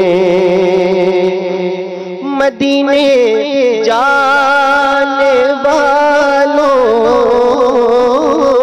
جاؤ جاؤ فی امان اللہ، مدینے جانے والوں جاؤ جاؤ فی امان اللہ، کبھی تو اپنا بھی لگ جائے گا بستر مدینے میں، مدینہ اس لیے عطار جانو دل سے ہے پیارا، مدینہ اس لیے عطار جانو دل سے ہے پیارا، کہ رہتے ہیں میرے آقا میرے دلبر مدینے میں، کہ رہتے ہیں میرے آقا میرے دلبر مدینے میں، بلا لو ہمیں اے شاہ بحروں بر مدینے میں۔ ماشاءاللہ سبحان اللہ، کلام بھی شامل ہو رہے ہیں، آپ کی فرمائشیں پوری ہو رہی ہیں۔ یہاں پر آگے آپ کو مدنی گلدستہ دکھاتے ہیں، صلو علی الحبیب صلی اللہ تعالی علی محمد۔ میں نے کی دعوت کی دھوم میں مچاؤں، عطا ایسا کر حوصلہ یا الہی۔ یاد رکھیے جو کوئی جان بوجھ کر ایک نماز بھی قضا کر دیتا ہے اس کا نام جہنم کے اس دروازے پر لکھ دیا جائے گا جس سے وہ جہنم میں داخل ہوگا۔ اسی طرح ایک اور حدیث پاک میں ارشاد فرمایا، جو ماہ رمضان کا ایک روزہ بلا عذر شرعی و مرض قضا کر دیتا ہے تو زمانے بھر کے روزے اس کی قضا نہیں ہو سکتے، اگرچہ بعد میں رکھ بھی لے۔ پچھلی نمازیں یا روزے اگر باقی ہیں تو ان کا حساب کر لیجئے، قضا عمری فرما لیجئے اور تاخیر کی بھی توبہ کر لیجئے۔ نیز فلمیں ڈرامے دیکھنے اور بدنگاہی کرنے والوں کو ڈر جانا چاہیے کہ مکاشفت القلوب میں ہے، جو اپنی آنکھوں کو حرام سے پر کرے گا اس کی آنکھوں میں قیامت کے روز اللہ تبارک و تعالی آگ بھر دے گا۔ حضرت ابن جوزی رحمت اللہ تعالی نے نقل کرتے ہیں کہ جو اپنی آنکھوں کو حرام سے پر کرے گا یعنی بد نگاہی کرے گا، قیامت کے روز اس کی آنکھوں میں آگ کی سلائیاں پھیری جائیں گی۔ ذرا تصور کیجئے کہ آنکھ میں اگر کوئی مٹی کا ذرہ پہنچ جائے تو ہمیں بےتاب کر دے، اگر بالفرض مرچ کا ذرہ آنکھ میں اڑ کر پڑ جائے تو اچھال کر رکھ دے۔ تو اے کمزور اور ناتوانوں، کب تک فلمیں ڈرامے دیکھو گے؟ کب تک اجنبیہ عورت کو دیکھو گے؟ کب تک چچا زاد، مامو زاد، پھوپھی زاد؟ کب تک چچی تائی اور ممانی سے پردہ شروع نہیں کرو گے کہ یہ سب اجنبیہ ہیں، آپس میں ان کے پردے ہیں؟ اگر پردہ نہیں کرو گے تو اس پر جہنم کی عذاب کا استحقاق ہے، اور جو گھر کے ذمہ داران جیسے شوہر بیوی کو پردہ نہیں کروائے گا، حتی المقدور کوشش نہیں کرے گا تو وہ دیوس ہے، اور دیوس جنت اس پر حرام ہے، جنت میں نہیں جا سکے گا۔ لیکن بہرحال یہ کہ اللہ سے ڈرنا چاہیے और तौबा करना चाहिए। शरई पर्दा सभी को नाफिज करना चाहिए। दाढ़ी मुंडाने वालों या एक मुट्ठी से घटाने वालों के लिए मकाम गौर है कि हदीस पाक में आता है, मूंछों को खूब पस्त करो, दाढ़ियों को मुआफी दो, यानी बढ़ने दो, और यहूदियों जैसी सूरत मत बनाओ। सरकार का आशिक भी क्या दाढ़ी मुंडाता है? क्यों इश्क का चेहरे से इज़हार नहीं होता? कहा जाता है कोयटा के करीबी गांव में एक लावारिस क्लीन शेव नौजवान मरा पाया गया। लोगों ने मिलकर उसको दफना दिया। इतने में मरहूम के अजीज आ पहुंचे और कहने लगे कि हम इसकी लाश को निकाल कर ले जाएंगे और अपने गांव में दफनाएंगे। लिहाजा कब्र दोबारा खोदी गई। जब चेहरे की तरफ से सिर हटाई गई तो लोगों की चीखें निकल गई। कफन चेहरे से हटा हुआ था और क्लीन शेव नौजवान के चेहरे पर काले काले बिच्छुओं की काली काली दाढ़ी बनी हुई थी। घबरा कर जल्दी जल्दी सिल रखी, मिट्टी डाली और लोग भाग गए। मीठे मीठे प्यारे प्यारे इस्लामी भाइयों, जल्दी जल्दी प्यारे प्यारे और शहद से भी मीठे मक्की मदनी आका सल्लल्लाहु तआला अलैहि वसल्लम की मोहब्बत की निशानी पाकीज़ा सुन्नत चेहरे पर सजा लीजिए। और जो अब तक मुंडाते खसखशी करवाते रहे हैं वो याद रखें कि दाढ़ी बढ़ाने की नियत करने से गुनाह माफ नहीं हो जाएगा, बल्कि दाढ़ी रख लेंगे तब भी गुनाह माफ ना हुआ, बल्कि इसका तरीका यह है कि उस गुनाह से तौबा भी करनी होगी कि आज तक जो दाढ़ी मुंडाई या एक मुट्ठी से घटाई मैं उससे तौबा करता हूं। याद रखिए दाढ़ी मुंडाना भी हराम और एक मुट्ठी से घटाना भी हराम। मैंने की दावत की धूम में मचाऊं, अता ऐसा कर हौसला या इलाही। अल्लाहु अकबर।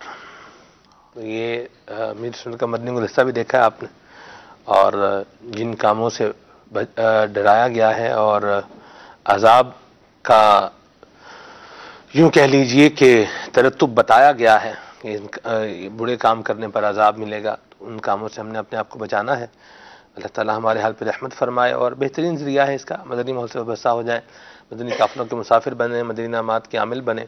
और अब तो चल मदीना के लिए दरख्वास्त देने का जो है ना वो ये भी मुजदा आ गया है। और जो है वो इस्लामी भाई जो 66 मदनी इनामात पर अमल करने वाला है उसके लिए ये है। तो मैं भी दिल से गौर फिक्र कर रहा हूँ। तो 66 तो नहीं है, लेकिन यूं कह सकते हैं कि कदरे कोई करीब करीब तो शायद बन नहीं जाएंगे। तो बहरहाल अल्लाह रहमत फरमाए। और भी जो है ना वो इस्लामी बहनों के लिए भी मीर सुन्नत ने फरमाया कि उनके कितने होने चाहिए, जामिया मदीना के तलबा के लिए बताया गया है। तो मैं चूँकि इस्लामी भाई हूँ मुझे याद बहरहाल वही है जो जिसे यूँ कहें कि मुझसे ताल्लुक़ रखता है। तो बहरहाल इस पर भी जो है वो अच्छे तरीके से सिलसिला कार बनाएं, अपना अमल करें मदनी इनामात पर भी, और चल मदीना के लिए दरख्वास्त भी जो है वो आप जिस तरह मेरी सुन्नत ने फरमाया है जी, कम से कम 92 दिन से 66 मदनी इनामात पर अमल हो। तो ये इसको आप तरीके कार को फॉलो करके आप जो है वो करा सकते। मदनी इनामात पर अमल बड़ा आसान है और फ़िक्र मदीना भी बड़ी आसान है। अब तो मोबाइल एप्लीकेशन मदनी इनामात की मौजूद है अल्हम्दुलिल्लाह। कहाँ है? मेरे तो होम पेज पर होगी अल्हम्दुलिल्लाह। ये बिल्कुल ये होम पेज पर नहीं, होम पेज पर नहीं है। होम पेज पर कुरान करीम से मुतालिक हैं, ये हैं मदनी इनामात की जो है एप्लीकेशन, ये दूसरे उसके ऊपर है। चलें बार इसको फर्स्ट के ऊपर लेकर आते हैं। मैं देख लूँ दोबारा है तो नहीं, यहाँ पर नहीं, यहाँ नहीं है, नहीं है, होम पेज पर ही है, नज़र आ गई है। इसकी मोबाइल की थोड़ी थीम चेंज की है तो ये चीज़ें इसको भी ठीक करते हैं दोबारा। पर मदनी इनामात की एप्लीकेशन को आप क्लिक करेंगे, क्लिक करने के बाद ये आपका जो है ना वो सारा कारकर्दगी भी बना देगी। बड़ा ऑटोमेटिक और बड़ा ज़बरदस्त निज़ाम है। ठीक है जी। नहीं कारकर्दगी अभी मुझे इसमें ये कह रहे हैं आप कारकर्दगी अपनी अपडेट करेंगे, मैंने कहा मुझे नहीं करनी, अभी नहीं करनी। तो चलें भारत, तो इसके लिए मोबाइल का इस्तेमाल पॉजिटिव इस्तेमाल करें और मदनी इनामात की एप्लीकेशन को मोबाइल में डाउनलोड कर लें और इसको पढ़ भी लें और जो है वो मदनी इनामात पर अमल करें और चल मदीना की जो है वो दरख्वास्त जमा करवाने का भी सिलसिला आप इस तरह से बना सकते हैं। मदनी चैनल के नाज़रीन, दीन इस्लाम को जिस तरह हमारी आखिरत अजीज़ है, यूं ही दीन इस्लाम ये चाहता है کہ میرے فالوور، میرے ماننے والے یہ دنیا میں رہیں بھی تو اچھے طریقے سے رہیں، اور ہماری ہیلتھ کے حوالے سے بھی دین اسلام کی رہنمائی موجود ہے۔ تو ہیلتھ سے ریلیٹڈ ہی ہمارے پاس ایک مدنی گلدستہ ہے۔ تھیلیسیمیا کے حوالے سے ہم نے پچھلے سنڈے کو بھی ایک آپ کو مدنی گلدستہ دکھایا تھا، تو آج بھی ایک مدنی گلدستہ ہے جو ہم آپ کو دکھانے جا رہے ہیں تھیلیسیمیا میجر اور مائنر کے حوالے سے، غالباً اس میں کچھ ہے، تو آئیے دیکھیے۔ جہاں شریعت مطہرہ نے اجازت رکھی ہے بلڈ دینے کی، اور اگر بندہ بلڈ جو ہے وہ دیتا ہے تو کتنے عرصے بعد وہ ریکور ہو سکتا ہے؟ ود ان 120 days، 120 دن میں، یعنی جس نے بلڈ دیا ہوا ہے 120 دن میں اس کا اپنا بلڈ جو ہے یہ پورا ہو جائے گا۔ ہاں صحیح۔ تو اگر سال میں 3 مرتبہ بندہ بلڈ دے سکتا ہے، سال میں 3 مرتبہ۔ اللہ تبارک و تعالیٰ مدنی چینل کے ناظرین ہمیں سلامتی عطا فرمائے، اور بلڈ جو ہے وہ دینے کے حوالے سے شرعی رہنمائی بہرحال موجود ہے۔ جہاں پر شریعت مطہرہ نے اجازت رکھی ہے، ضرورت کے پیش نظر وہاں بلڈ ڈونیٹ کیا جا سکتا ہے، دیا جا سکتا ہے۔ ڈاکٹر صاحب اگر آپ یہ بتائیں کہ اگر ہم ان بچوں کا جن کو تھیلیسیمیا میجر ہے پراپر علاج نہیں کرتے تو ان بچوں کو کیا مسائل ہو سکتے ہیں؟ بلڈ تو ٹرانسفیوز کر لیتے ہیں، صحیح، لیکن اگر ہم جتنا بلڈ ان کو ٹرانسفیوز کرتے رہیں گے تو اس کے باڈی کے اندر آئرن ڈپازٹ ہوتی ہے۔ صحیح۔ اگر کنٹینیو آئرن ڈپازٹ ہوتی رہے گی، ہم اس کو نکالیں گے نہیں، دل، گردہ، جگر اور اسپلین، اس کے اندر یہ ڈپازٹ ہوتی رہے گی، آئرن وہاں پر ان کو نقصان دیتی رہے گی۔ صحیح۔ ہمارے باڈی کے اندر 180 نینو گرام آئرن نارملی موجود ہوتی ہے۔ صحیح۔ 180 نینو گرام نارمل آئرن موجود ہوتی ہے۔ اگر ہم ایک بچے کو بلڈ ٹرانسفیوز کرتے ہیں تو اس کے اندر ہوتی ہے 200 نینو گرام آئرن موجود ہوتی ہے۔ ٹھیک۔ تو ہمیں اس کو ایکسٹرا جو آئرن ہوتی ہے اس کو ہم نے نکالنا ہوتا ہے۔ اچھا، بچے کے باڈی سے نکالنا ہوتا ہے۔ صحیح۔ وہ کیسے نکالیں گے؟ جی، اس کے لیے انجیکشن ہم لگاتے ہیں یا گولیاں دیتے ہیں۔ صحیح، یعنی خالی بلڈ ہی نہیں لگتا، خالی بلڈ ہی نہیں لگتا، دیگر میڈیکیشن بھی ہوتی ہے۔ تو اس کے لیے ڈیسفرول کا انجیکشن آتا ہے جی، 500 ملی گرام روزانہ ایک لگتا ہے۔ اور اس کے لیے ٹیبلٹ آتی ہے، ایسپرین یوریا 400 ملی گرام کی آتی ہے اور 100 ملی گرام کی بھی آتی ہے۔ یہ کتنے کی آتی ہے انجیکشن اور ٹیبلٹ کتنے کی ہوتی ہے؟ کاسٹ انجیکشن 170 روپیز کا، ٹھیک ہے جی، اور ٹیبلٹ چونکہ وہ مطلب پیکنگ فارم میں ہوتی ہے تو وہ باڈی ویٹ کے حساب سے دی جاتی ہے۔ صحیح۔ اچھا، انجیکشن 100 ملی گرام ہم اوڈی دیتے ہیں اس کو، یا 400 ملی گرام تک دے سکتے ہیں۔ ٹھیک ہے، تو یہ چیزیں دی جاتی ہیں۔ تو جب ہم ایک بچے کو ایک انجیکشن دے رہے ہیں، جی، ایک انجیکشن سے 20 نینو گرام آئرن ایکسٹریکٹ ہوگی۔ ٹھیک ہے، دیٹ مینس اگر ہم ایک ٹرانسفیوز کر رہے ہیں 200 نینو گرام آئرن ڈپازٹ ہو رہی ہے، ایک دن میں ہم ایک انجیکشن لگا سکتے ہیں یا ایک ٹیبلٹ دے سکتے ہیں، اس میں سے 20 نینو گرام آئرن ایکسٹریکٹ ہو سکتی ہے۔ ان کو ریگولر بیسس پہ دینی چاہیے آئرن کے انجیکشن یا ٹیبلٹ، کہ آئرن بچے کی نارمل رہے۔ صحیح۔ ہمارا ٹارگیٹ ہوتا ہے کہ ایک بچے کے اندر 1000 سے زیادہ آئرن نہ ہو۔ صحیح۔ 1000 سے اس کی آئرن کم ہوئی تو ہم ٹیبلٹ اور گولیاں انجیکشن ان کے روک دیں گے۔ ٹھیک ہے، اچھا، کم بھی ہو جاتی ہے؟ دوائی سے کم تو ہوگی، ڈیلی ہم اس کو دے رہے ہیں۔ صحیح۔ اور کسی بچے کے ہفتے میں 2 مرتبہ بلڈ ٹرانسفیوز ہو رہا ہے، جی، گولیاں تو ان کے انجیکشن ڈیلی چل رہے ہیں۔ صحیح۔ ہمارا ٹارگیٹ انیشیلی اگر ہم اس کو اچیو کر لیں گے، انیشیلی ہم کنٹرول کر دیں گے، ہم 2-3 ہزار تک جانے ہی نہ دیں زندہ پر۔ ٹھیک ہے، شروع سے ہی ہم اس کو چیک اینڈ بیلنس رکھیں گے۔ صحیح۔ اگر آئرن ہمارے باڈی کے اندر بڑھ گئی، 3-4 ہزار سے بڑھ گئی، تو ابھی میں نے آپ سے بتایا وہ ڈپازٹ شروع ہونا ہوتی ہے دل کے اندر، دل میں جائے گا، یہ جمع ہو جائے گا، میں جمع ہوگی، اسپلین میں جمع ہوگی۔ اسپلین کیا ہوتا ہے ڈاکٹر صاحب؟ تلی میں جمع ہوتی رہے گی۔ صحیح۔ اگر ہارٹ کے اندر ہماری آئرن جمع ہو گئی، کارڈیک ایشو ہو سکتا ہے، کسی ٹائم پہ پیشنٹ کا ڈیتھ ہو سکتا ہے، دل کا پرابلم ہو جائے گا، دل کا پرابلم ہو سکتا ہے۔ ٹھیک ہے۔ اگر اسپلین کے اندر ہو گئی، تلی کے اندر، تلی کا کام ہوتا ہے بلڈ جو ہم ٹرانسفیوز کر رہے ہیں یا ہمارا جو نیا بلڈ لیئر ہے اس کو آگے جا کے سپلائی کرنا، وہاں سے جا کے پاس ہونا۔ تو ابھی جو میں نے آپ کو بتایا RBCs کی جو لائف ہوتی ہے 120 days، وہ انیشیلی اپنا کام کرنے سے پہلے ہی رپچر ہو جائیں گے۔ اگر ہم نے بلڈ لگایا ہے بچے کو، اس کا ہیموگلوبن ایک بلڈ لگانے پہ 2 یا 3 ہیموگلوبن بڑھ رہا ہے، اگر اس کے اسپلین کے اندر آئرن ڈپازٹ ہے تو مے بی 0.5 یا 1 گرام اس کا ہیموگلوبن ہو، آپ کو ہفتے میں 4 مرتبہ بلڈ لگانا پڑے گا. مطلب اسپرین سوجی ہوئی ہے, پھیلی ہوئی ہے, وہ اپنا کام پراپر نہیں کر رہی جو کام ہونا چاہیے. صحیح. تو ہمیں ایکسٹرا ڈپازٹ نہیں کرنا چاہیے, آئرن کو وہاں سے نکالنا چاہیے, وہاں پر جموئی نہ ہو. یعنی یہ بچے کو جو انجیکشن ہے یا ٹیبلٹ ہے یہ پراپر طریقے سے دینی پڑے گی, اور یہ بھی دیکھنا پڑے گا کہ یہ نہ ہو کہ آئرن کی مقدار زیادہ بچے میں اگر کم ہو جائے گی تو بھی ایشو بن جائے گا, زیادہ ہو جائے گی تو بھی ایشو جو ہے وہ بن سکتا ہے. ایسی بات ہے. آئرن اگر زیادہ ہے جی کم تو ہوگی نہیں, اس بچوں میں کم نہیں ہوتی. اچھا, یعنی تھیلیسیمیا کے بچوں میں آئرن کی مقدار ضرورت سے کم نہیں ہوتی. اسی وجہ سے کہ جو ہم بلڈ لگاتے ہیں جی اس میں سے ابھی آپ کو میں نے بتایا کہ 200 نینو گرام بلڈ کے ساتھ آئرن جاتی ہے. ٹھیک ہے, صحیح. تو کم تو ہوگی نہیں, آپ پروسیس کر رہے بلڈ کے ساتھ ہی. ٹھیک ہے, ٹھیک ہے نا. اگر پھل میں اگر سیب وغیرہ میں جو آئرن ہے وہ چیزیں کیلے میں وہ بچہ کھا سکتا ہے, اس سے اتنی آئرن نہیں بنتی. تو اسی طرف آ رہا تھا کہ ان بچوں کو مطلب کیا کھلایا کیا جائے, پلایا کیا جائے. اچھا, سب کچھ کھا سکتے ہیں ایزیلی. صحیح.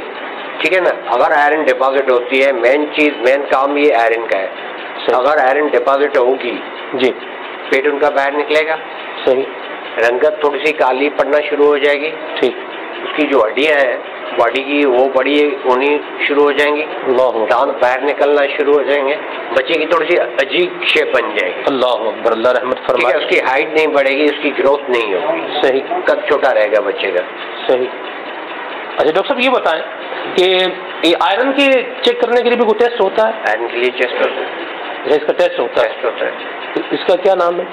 اس کا چیلیٹنگ ایجنٹ اس کی چیزیں کہلاتے ہیں. سیرم آئرن کے نام سے آتا ہے. ٹھیک ہے. سیرم آئرن ہم لوگ کرواتے ہیں.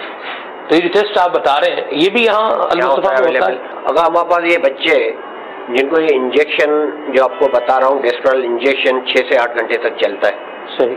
ٹھیک ہے. اسی حساب سے بلڈ بھی 6 سے 8 گھنٹے چلتا ہے. کوالیفائڈ ہمارے پاس اسٹاف اور ڈاکٹرس ہوتے ہیں جن کی نگرانی میں یہ کام ہو رہا ہوتا ہے. صحیح. ٹھیک ہے. ان کی سپرویژن بھی ہوتی ہے. ان دا مین ٹائم بچوں کو میل فروٹ یا کوئی ریفریشمنٹ ہوتی ہے وہ بھی ہم دیتے ہیں. صحیح. ماشاء اللہ. کیونکہ 6 سے 8 گھنٹے اس پروسیس میں لگتے ہیں. جن کو بلڈ لگا ہوا ان بچوں کو ان کو کتنا ٹائم لگے گا؟ یہ ایک بوتل جو ہے وہ ان میں جب 6 سے 8 گھنٹے 6 سے 8 گھنٹے لگے گا. اتنا اس کو ڈاکٹر سلو طریقے سے دینا ہوتا ہے. اس میں کیا حکمت ہے کہ سلو بلڈ دیا جائے؟ پہلے تو اس کو باڈی ٹیمپریچر پہ رکھا جاتا ہے. بلڈ جب فریج سے نکالتے ہو ٹھنڈا ہوتا ہے, اس کو باڈی اس پہ مطلب نارمل ٹیمپریچر کر کے اس پہ لانا ہوتا ہے. بچوں کو ہم لوگ جو بلڈ لگاتے ہیں تو اس میں 3 سے 4 گھنٹے لگتے ہیں ایک بچے کو ٹرانسفیوژن میں. اتنا ٹائم بھی لگتا ہے 3 سے 4 گھنٹے؟ 3-4 گھنٹے اسی لیے لگاتے ہیں. ظاہر سی بات ہے ایک بلڈ باڈی کے اندر جا رہا ہے, اگر ہم اس کو فاسٹ دیں گے تو بچے کو شیونگ بھی ہو سکتی ہے, فیور بھی ہو سکتا ہے, ڈسکمفرٹ بھی ہو سکتی ہے, اور پلس یہ کہ تھوڑی سی پیلپیٹیشن ہوتی ہے. یہ کیا ہوتا ہے؟ گھبراہٹ ہو سکتی ہے. اچھا اچھا اچھا ٹھیک. کچھ انجیکشنس ہوتے ہیں جو ہم آئی وی اسٹیٹ دے سکتے ہیں, کچھ انجیکشنس ہوتے ہیں جو ہم سلو رکھتے ہیں. ٹھیک ہے. اس کا مطلب یہ کہ باڈی کے اندر افیکٹ اسی حساب سے جا رہا ہے تو ہمیں سلو دینے ہوتے ہیں. تو بلڈ عموماً ہم 3 سے 4 گھنٹے تک دیتے ہیں. یہ ڈاکٹر صاحب یہ ایک سوال میرے ذہن میں آ رہا ہے کہ جیسے مجھے تھیلیسیمیا مائنر ہے, یہ مجھے کیسے پتا چلے گا؟ ایک تو جیسے آپ نے بتایا ٹیسٹ کرانے سے پتا چلے گا. اس کی بھی کوئی خاص وجہ ہوتی ہے کہ اس بندے کو یہ بیماری ہے, اس بیماری کی وجہ سے آگے یہ تھیلیسیمیا مائنر بنے گا, یا کچھ اس نے کھایا ہے یا کوئی میڈیسن لی ہے اس کا سائڈ افیکٹ کی وجہ سے اس کو تھیلیسیمیا مائنر ہوا ہے؟ اس کی کیا وجوہات ہیں؟ یعنی مجھے اگر تھیلیسیمیا مائنر ہوگا جب آپ ٹیسٹ کرواؤ گے تو پتہ چلے گا. نہیں یہ ہوگا. تھیلیسیمیا مائنر کا پیشنٹ جو ہوتا ہے نارمل زندگی گزار سکتا ہے. ٹھیک ہے. ٹھیک ہے. اس کی کوئی وجوہات نہیں ہے, کوئی کمپلیکیشن نہیں ہوتی جس کی وجہ سے ہو. ٹھیک ہے. یہ باڈی کے اندر اللہ کی طرف سے مطلب یہ کہ جب ٹیسٹ کرواتے ہیں اس کی کوئی خاص ریزن نہیں ہے. میڈیکل میں 90% چیزوں کا پتہ نہیں ہے کہ یہ کیوں ہوتی ہے. صحیح. ایک نارمل بندہ ہے اس کو کینسر ہو جاتا ہے, کیا وجہ ہے؟ ایک ینگ چائلڈ ہے جس کو مطلب یہ کہ کارڈیک ایشو ہو جاتا ہے, کیا وجہ ہے؟ ٹھیک ہے. 90% چیزیں مطلب یہ کہ ان نون ہوتی ہے. اللہ اکبر. اسے کہتے ہیں والقدر خیرہ وشرہ. مطلب یہ کہ میڈیکلی جو چیزیں میڈیکلی پروو ہو رہی ہیں وہ 10% پتہ ہے. اللہ اکبر. یہ ہوتا ہے مدنی چینل کے ناظرین کہ بندے کو بعض اوقات پتہ نہیں بھی ہوتا اور بہت کچھ ہو جاتا ہے, اور یہ چیز مطلب یہ ہمیں بتاتی ہے کہ کوئی ذات ہے کہ جس کے قبضہ قدرت میں انسان جان ہے، انسان کی زندگی ہے، اور وہ ذات وحدہ لا شریک ہے، اللہ تبارک و تعالیٰ کی ذات ہے۔ ہم اللہ تبارک و تعالیٰ سے عافیت کا اور سلامتی کا سوال کرتے ہیں، مالک ہمارے حال پہ رحمت فرمائے۔ آئیے المصطفیٰ بلڈ بینک جو ہے یہاں چلتے ہیں، اور ڈاکٹر صاحب جو بلڈ کے بارے میں ہمیں بتا رہے تھے اس پر کچھ مدنی پھول لیتے ہیں۔ یہ بات یہاں سے چلی آگے کہ بچوں کو بلڈ لگانے میں یہ 7 سے 8 گھنٹے کا ٹائم کیوں لگتا ہے؟ یہاں پر میں دیکھ رہا ہوں مدنی منع بھی ہیں، مدنی منیاں بھی ہیں، اور کچھ کو بلڈ لگا ہوا ہے اور 2 انتظار میں ہیں، ان کو بھی انشاءاللہ لگے گا۔ اللہ پاک میری دعا ہے اللہ تعالیٰ ان بچوں کو بھی ہنستا مسکراتا رکھے، اور ان کو بھی اللہ تعالیٰ صحت اور سلامتی عطا فرمائے۔ اور یقین مانے یہاں آ کے احساس ہو رہا ہے کہ ہمارے بچے اگر بیمار ہیں تو ہمارے بچوں کو تو مطلب کوئی بیماری ہی نہیں ہے۔ اس اعتبار سے اگر آپ دیکھیں کہ ہمارے بچوں کو کیا بیماری ہے، نزلہ ہے، زکام ہے، کھانسی ہے، پیٹ درد ہے، کانسٹیپیشن ہے، یا کوئی ہلکا پھلکا فوڈ پوائزن ہو گیا ہے، بچہ گرا ہے، کوئی چوٹ لگ گئی ہے، کیا ہے؟ عام مائنر جو پرابلمز ہوتے ہیں بچوں کے وہ یہی ہوتے ہیں، بچے کو بخار ہو گیا ہے، اللہ اکبر۔ آپ یہاں دیکھیں اتنی چھوٹی چھوٹی جو پرابلمز ہوتی ہیں اس کی وجہ سے بھی اگر ماں ہے یا باپ ہے کہ شکوہ و شکایت کریں یا مطلب بے صبری کا اظہار کریں، یہ زیب نہیں دیتا۔ اس پر یہ چاہیے کہ بچے کا علاج بھی کروایا جائے اور صبر کا دامن بھی تھاما جائے۔ آپ دیکھیے کہ لوگوں کے بچے کیسی ڈیزیزز کے اندر کیسی بیماریوں میں مبتلا ہیں۔ اللہ تبارک و تعالیٰ ان بچوں کو بھی سلامتی عطا فرمائے، اور مالک ہمارے بچوں کو بھی عافیت عطا فرمائے۔ صبر کا دامن کبھی ہاتھ سے نہ جانے دیں اور شکر کا دامن بھی ہاتھ سے نہ جانے دیں۔ اللہ تعالیٰ کا ہر حال میں شکر ادا کریں۔ اس پر بچے کو زکام ہے اس پر بھی شکر ادا کریں، یا اللہ تیرا شکر ہے کہ ہمارے بچے کو زکام ہی ہے، تھیلیسیمیا نہیں ہے۔ اگر اس بچے کو تھیلیسیمیا ہوتا تو پھر مطلب ہمیں کیا کیا کچھ کرنا پڑتا۔ اللہ ہمارے حال پہ رحمت فرمائے اور ہمیں اللہ سلامتی عطا فرمائے، صبر اور شکر کی دولت اللہ تعالیٰ ہم سب کو نصیب فرمائے۔ آمین آمین آمین۔ باقی شکر کریں اور اپنے بچوں کا روزانہ صدقہ دیں اور مستحق کو صدقہ دیں، انشاءاللہ آپ کے بچے عافیت میں رہیں گے، سلامتی میں رہیں گے۔ گھڑی کہہ رہی ہے 10:56 جو ہے وہ ہو چکے ہیں، اور سلسلہ جو ہے گوئنگ ٹو IT اپلیکیشن کا مدنی گلدستہ آپ کو دکھانا تھا، لیکن وہ اب انشاءاللہ آپ کو کل دکھائیں گے۔ دعوت اسلامی کے مدنی ماحول سے وابستہ رہیں اور اللہ کے خوف سے ڈرتے بھی رہیں، اور اچھے اعمال کریں، اچھے اخلاق اپنائیں، اچھا کردار جو ہے وہ اپنائیں، اور اللہ سے دعا مانگتے رہیں کہ اللہ ہمیں جہنم سے پناہ عطا فرمائے، نہ صرف ہمیں بلکہ ہماری آل اولاد کو، گھر بار کو بھی اللہ جہنم سے محفوظ رکھے، مامون رکھے۔ آئیے صلاۃ و سلام پڑھتے ہیں صلو علی الحبیب صلی اللہ تعالی علی محمد۔ یا نبی سلام علیکہ، یا نبی سلام علیکہ، یا رسول سلام علیکہ، یا حبیب سلام علیکہ، یا حبیب سلام علیکہ، صلوات اللہ علیکہ، صلوات اللہ عليك أنت الشمس أنت بدر أنت نور فوق نور أنت نور فوق نور أنت إكسير البغالي أنت إكسير البغالي أنت مصباح الصدور يا نبي سلام عليك يا رسول سلام عليك يا حبيب سلام عليك يا حبيب سلام عليك صلوات الله عليك أستغفر لغوث آدم گنج بخش فیض عالم صدقہ امام اعظم صدقہ امام اعظم دور ہو سب ہی کرن جو غم یا نبی سلام علیکہ یا رسول سلام علیکہ یا حبیب سلام علیکہ صلوات اللہ کا حق درود تم پہ بھیجے، تم مدام اس کو سراہو، کیوں رضا مشکل سے ڈریے، کیوں رضا مشکل سے ڈریے، جب نبی مشکل کشا ہو، یا نبی سلام علیکہ، یا رسول سلام علیکہ، یا حبیب سلام علیکہ، صلوات اللہ علیکہ۔ ذکر تیرا تیرے پیار پر درود و سلام، دو سلام۔ صلو علی الحبیب